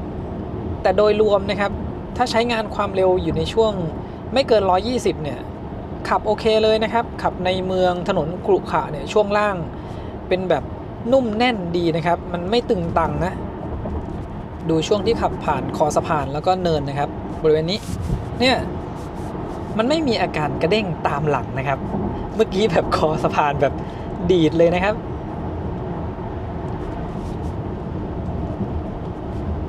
เมื่อกี้เห็นไฟสูงออโต้สว่างขึ้นมาแวบๆนะช่วงที่ขับขึ้นสะพานแล้วไม่มีรถอยู่ด้านหน้านะครับลองขับมาเส้นนี้เพราะว่าลองช่วงล่างเลยนะส่วนหนึ่งคือล้อขนาด19แล้วเขาให้ยางที่เป็นแก้มหนานะครับพอเจอพวกถนนแบบนี้เนี่ยกล้าลูดได้สบายๆเลยนะครับดูเนี่ยปุ๊บยุบเข้าไปแล้วก็แบบไปต่อเลยอ่ะไม่มีอาการแบบเด้งตามเลยนะครับและอีกอย่างหนึ่งที่ผมชอบนะครับคันนี้คือเรื่องเบรกนะครับเบรกเนี่ยให้น้ำหนักที่ดีและรู้สึกมั่นใจทุกครั้งที่เหยียบเบรกลงไปเลยนะครับผมว่าส่วนหนึ่งเนี่ยเป็นเพราะเรื่อง ที่เขาเซตการรีเจนมาให้แรงหน่อยนะครับมันเป็นแรงแบบว่าไม่ได้น่าขมำนะเหมือนว่าเราเริ่มเลียเบรกไว้นิดนึงนะครับเวลาที่เรายกเท้าออกจากคันเร่งและเวลาที่ผมเร่งความเร็วเข้ามาหาคันด้านหน้านะครับเผื่อว่าต้องเบรกเนี่ยกดแป้นเบรกลงไปเรารู้สึกได้เลยนะว่าเบรกเราเนี่ยมันจะอยู่แน่ๆอันนี้เป็นความรู้สึกนะครับคือแตะเบรกลงไปนี่โอเคเลยสมูทดีนะครับตอนที่ผมได้ไปลองในรอบสื่อนะครับในรุ่น Long Range และรุ่น Performance เนี่ยอันนั้นก็เบรกดีเลยนะได้ลองแบบเบรกที่ความเร็วสูงจนหยุดนิ่งนะครับรุ่นเริ่มต้นนี่ก็เหมือนกันเลยนะแตะลงไปที่แป้นเบรกเบาๆเนี่ยมันให้ความรู้สึกมั่นใจในการเบรกเลยนะครับกลับมาถึงกรุงเทพแล้วนะครับเดี๋ยวผมพาแวะมาทดสอบชาร์จกับตู้ EV Station 120 กิโลวัตต์นะครับระหว่างทางเนี่ยวันนี้มีรถชาร์จแทบทุกสถานีนะครับก็เลยไม่ได้แวะทดสอบชาร์จให้ดูแต่ผมมีแวะไปชาร์จกับตู้อื่นมานิดหน่อยนะครับเปอร์เซ็นต์แบตเตอรี่ตอนนี้ก็เลยเหลือเยอะอันนี้คือขับกลับมาถึงที่กรุงเทพแล้วนะครับแล้วค่อยชาร์จเพราะว่าระยะทางจากที่กำแพงเพชรเนี่ยกลับมาถึงกรุงเทพมันไม่ต้องแวะชาร์จได้เลยนะครับเริ่มชาร์จที่แบตเตอรี่ 42% นะครับคราวนี้เดี๋ยวรอขึ้น 43 แล้วผมจะกดจับเวลาให้ดูนะครับ 43% แล้วนะครับเมื่อกี้ผมกดสตาร์ทช้าไปนิดนึงเราดูนะครับว่ากี่วินาทีเนี่ยจะได้แบตเพิ่มขึ้นมา 1% นะครับประมาณ25วินาทีนะครับได้แบตเตอรี่เพิ่มขึ้นมา 1% อันนี้เนี่ยเอาไปคำนวณคร่าวๆได้เลยนะครับเพราะว่ารถคันนี้เนี่ยสามารถชาร์จ118กิโลวัตต์ได้ยันแบตเตอรี่ 95% เลยนะครับคือถ้าเราคำนวณคร่าวๆก็ได้อย่างเช่นตอนนี้เนี่ย45นะครับเอาขึ้นไปถึง 90% จะใช้เวลาประมาณ18นาทีนะครับถ้าชาร์จจาก45ขึ้นไป 90% นะครับและเดี๋ยวพาเข้าไปดูในรถนะครับจาก45ขึ้นไปถึง 100% เนี่ยเขาจะบอกว่าชาร์จกี่นาทีนะครับบนหน้าจอรถเนี่ยบอกว่าใช้เวลาแค่22นาทีเองนะครับในการชาร์จ46ถึง 100% เห็นไหมครับที่ผมบอกถ้าเจอตู้120กิโลวัตต์ว่างๆเนี่ยช่วงเดินทางไกลนะครับแวะชาร์จได้เลยนะมันก็แป๊บเดียวนะครับไม่จำเป็นต้องไปชาร์จแบบ180กิโลวัตต์ก็ได้ถ้าเป็นการเดินทางไกลนะครับนอกจากตู้120กิโลวัตต์ของ EV Station ก็จะมีตู้150กิโลวัตต์ของ Elex by eGet ด้วยนะครับนี่ขนาดชาร์จกับ120เนี่ยใช้เวลาแค่22นาทีถ้าไปชาร์จกับ150กิโลวัตต์มันก็เร็วกว่านี้ขึ้นไปอีกนะครับอันนี้เป็นจุดเด่นของคันนี้เลยนะครับที่รับกำลังไฟได้สูงยัน 95% และอีกข้อดีหนึ่งนะครับสเปคเขาเนี่ยรับกำลังไฟได้420กิโลวัตต์เรามาชาร์จที่กำลังไฟแค่120กิโลวัตต์มันเท่ากับประมาณ 30% ของสเปคที่รถรับได้นะครับข้อดีก็คือแบตเตอรี่เนี่ยมันจะไม่ร้อนจนเกินไปนะครับถ้าเทียบให้เห็นภาพนะถ้าเป็นรถที่รับกำลังไฟได้90กิโลวัตต์ 30% มันก็ประมาณ27-28กิโลวัตต์นะครับและคันนี้เนี่ยสเปคคือ420กิโลวัตต์เราชาร์จอยู่120กิโลวัตต์มันจะคล้ายๆกันเลยนะครับชาร์จยาวๆอย่างนี้อุณหภูมิแบตก็ไม่ร้อนด้วยนะครับแป๊บเดียวแบตเตอรี่เพิ่มขึ้นมา 5% แล้วนะครับคราวนี้ทดสอบชาร์จ AC นะครับตอนนี้เนี่ยอยู่ที่ 21.4 กิโลวัตต์ก็แทบจะเต็มสเปคแล้วนะครับและดูที่หน้าจอนะครับจากแบตเตอรี่ 51% เนี่ยเราชาร์จ AC 22 กิโลวัตต์ใช้เวลาแค่2ชั่วโมงเองนะครับคือถ้าเราเดินทางไกลเนี่ยไปเจอตู้ EV Station ที่หัวชาร์จ DC ไม่ว่างนะครับเสียบชาร์จ AC ถ้าคำนวณคร่าวๆนะครับ1ชั่วโมงได้แบตเตอรี่ประมาณ 25% นะครับได้ลองให้ดูเรียบร้อยนะครับกับตู้120กิโลวัตต์ก็เหมือนกับที่ผมบอกไว้เลยนะครับถ้าเดินทางไกลเป็นช่วงเทศกาลเนี่ยเราหาตู้120กิโลวัตต์ว่างๆเสียบชาร์จได้เลยแล้วก็เมื่อกี้ที่ได้ดูกันไปนะครับกับ AC ชาร์จเนี่ย1ชั่วโมงยังได้เกือบ 25% เลยนะครับจาก50ถึง 100% ใช้เวลาเสียบ AC ชาร์จแค่2ชั่วโมงเองนี่มันเร็วมากเลยนะครับทั้ง DC ทั้ง AC ชาร์จสำหรับคันนี้นะครับลำโพงในรุ่น Standard ที่ให้มาทั้งหมด10ตัวเนี่ยโดยรวมเสียงดีเลยนะครับผมฟังแล้วยังชอบเลยนะถึงแม้จะไม่ได้เป็น Seeker Sound Pro นะครับเดี๋ยวจะลองเปิดให้ฟังนะครับ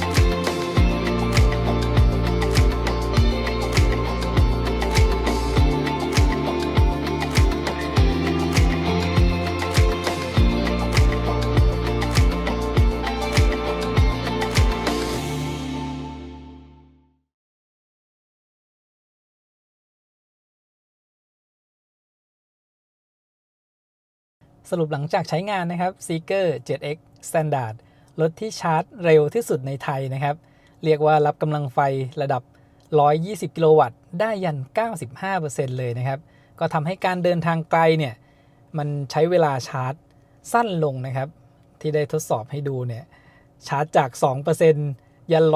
100% ภายใน29นาทีถือว่าเร็วมากเลยนะครับปกติแล้วเนี่ยถ้าเป็นรถรุ่นอื่นๆนะ10ถึง 100% เนี่ยเป็นชั่วโมงเลยนะครับถ้ายังไม่ได้เป็น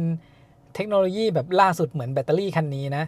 แล้วก็ในเรื่องสมรรถนะนะครับเหลือๆเลยนะครับ400แรงม้าในเรื่องของช่วงล่างผมว่าเซ็ตมาโอเคดีนะครับเป็นแบบนุ่มแน่นแล้วก็เฟิร์มดีนะครับคือถ้าใช้ความเร็วไม่เกิน120กิโลเมตรต่อชั่วโมงขับแบบคนเดียวเนี่ยผมว่านิ่งดีเลยแต่ถ้าเป็นขับความเร็วสูงๆนะครับอันนี้เป็นแบบทดสอบบนทางด่วนนะช่วงที่ผมต้องการขับให้แบตเหลือน้อยรู้สึกว่ารถมันจะแบบลอยๆหน่อยนะครับเบาๆแต่พอมีน้ำหนักเพิ่มขึ้นอีก240กิโลกรัมเนี่ยช่วงขับกลับจากกำแพงเพชรมากรุงเทพนะครับถนนสายเอเชียเนี่ยความเร็วสูงผมว่านิ่งดีเลยนะครับพอมีน้ำหนักกดเหมือนกับนั่งเต็มคันนะครับและสิ่งที่เขาให้มาในรุ่น Standard เนี่ยโดยรวมโอเคเลยนะครับผมเสียดายอย่างเดียวเนี่ยตัวเบาะลมเย็นที่มันไม่มีมาในรุ่นเริ่มต้นนี้นะครับถ้ามีมาเนี่ยผมว่าโอเคเลยนะก็จะมีอีกจุดนึงแหละเรื่องแอร์นะครับที่อยู่ตำแหน่งตรงกลางเนี่ยมันไม่สามารถปรับให้ก้มต่ำได้นะให้มันมาเป่ามือนะครับขับทางไกลเดี๋ยวต้องคอยยกมือไปหาแอร์บริเวณตรงกลางอันนี้สำหรับคนที่ร้อนง่ายแบบผมนะครับหรือว่าขับทางไกลขับรถนานๆเนี่ยแล้วมันมีเหงื่อออกที่มือนะครับเราจะต้องคอยยกมือมาบริเวณแอร์นะครับปกติเนี่ยเราสามารถปรับให้แอร์เป่ามาที่มือเราได้เลยนะครับอย่างเช่นทางด้านขวาเนี่ยไม่มีปัญหานะครับมีแค่ทางด้านซ้ายเรื่องของเบาะผมว่าเบาะมันโอบรับเราดีนะครับขับพวกทางโค้งเนี่ยรู้สึกว่ามันกระชับดีขนาดว่าผมอาจจะตัวเล็กกว่าเบาะด้วยนิดนึงนะแล้วก็เขามี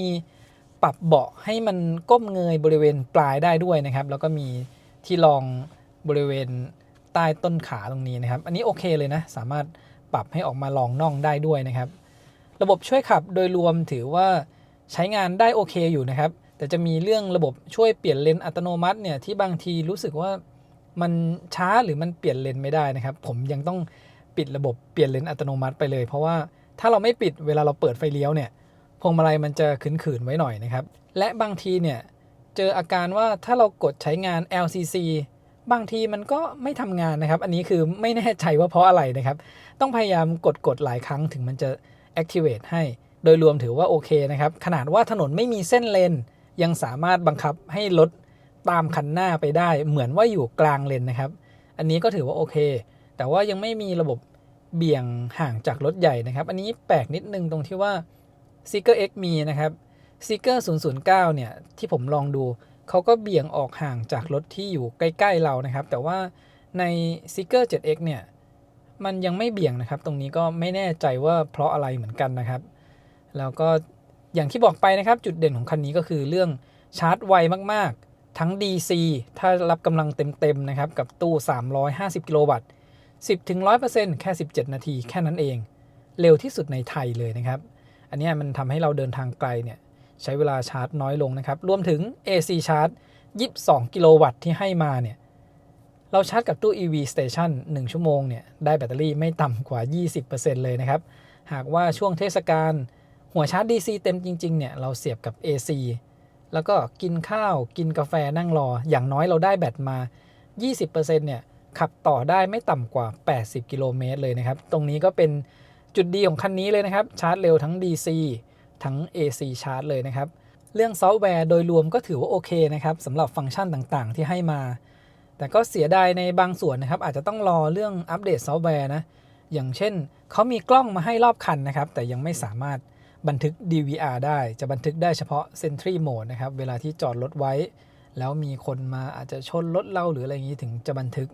แต่จริงๆแล้วเนี่ยผมว่าถ้าเขาเขียนซอฟต์แวร์เพิ่มมาในอนาคตเนี่ยมันก็สามารถทำงานได้นะครับรวมถึงกล้องที่อยู่ด้านข้างรถจริงๆเวลาที่เราเปิดไฟเลี้ยวก็น่าจะให้มันโชว์ขึ้นมาได้นะครับเหมือนของ Xpeng อย่างนี้ระบบช่วยจอดโดยรวมก็ถือว่าทำงานได้โอเคนะครับแต่ยังไม่มีระบบที่สามารถสั่งงานผ่านมือถือได้นะครับที่เราสั่งให้รถเดินหน้าถอยหลังเนี่ยยังไม่มีมาใน Seeker นะครับ แต่โดยรวมเนี่ยฟังก์ชันที่ให้มาถ้าใครไม่ได้ต้องการเน้นในเรื่องซอฟต์แวร์มากนะครับมันก็พอที่จะใช้งานแล้วนะครับไม่ว่าจะเป็น Pet Mode หรือ Camping Mode ต่างๆนะครับผมว่าโอเคเลยการทัชบนหน้าจอก็ทำได้ดีเสียได้อย่างเดียวนะครับจอกลางเนี่ยไม่สามารถปิดได้นะครับเผื่อว่าเราขับทางไกลตอนกลางคืนอยากจะปิดจอกลางก็ยังไม่สามารถปิดได้ไฟหน้าที่ให้มาเนี่ยก็สว่างดีนะครับแต่ว่าไฟสูงเนี่ยวันนี้ยังไม่ได้ทดสอบให้ดูนะครับเพราะว่าเส้นทางที่เราขับเนี่ยมันยังมีรถนะครับผมเห็นไฟสูงแค่กระพริบปุ๊บขึ้นมาแค่แป๊บเดียวเองคลิปนี้คร่าวๆก็รีวิวให้ดูประมาณนี้นะครับเดี๋ยวผมจะมีรีวิวในรุ่น Long Range เป็นการขับกรุงเทพเชียงใหม่ดอยอ่างขางให้ดูอีกครั้งหนึ่งนะครับเราไปดูสมรรถนะการขึ้นเขาในคลิปนั้นก็ได้นะครับเพราะว่ารุ่น Long Range เนี่ย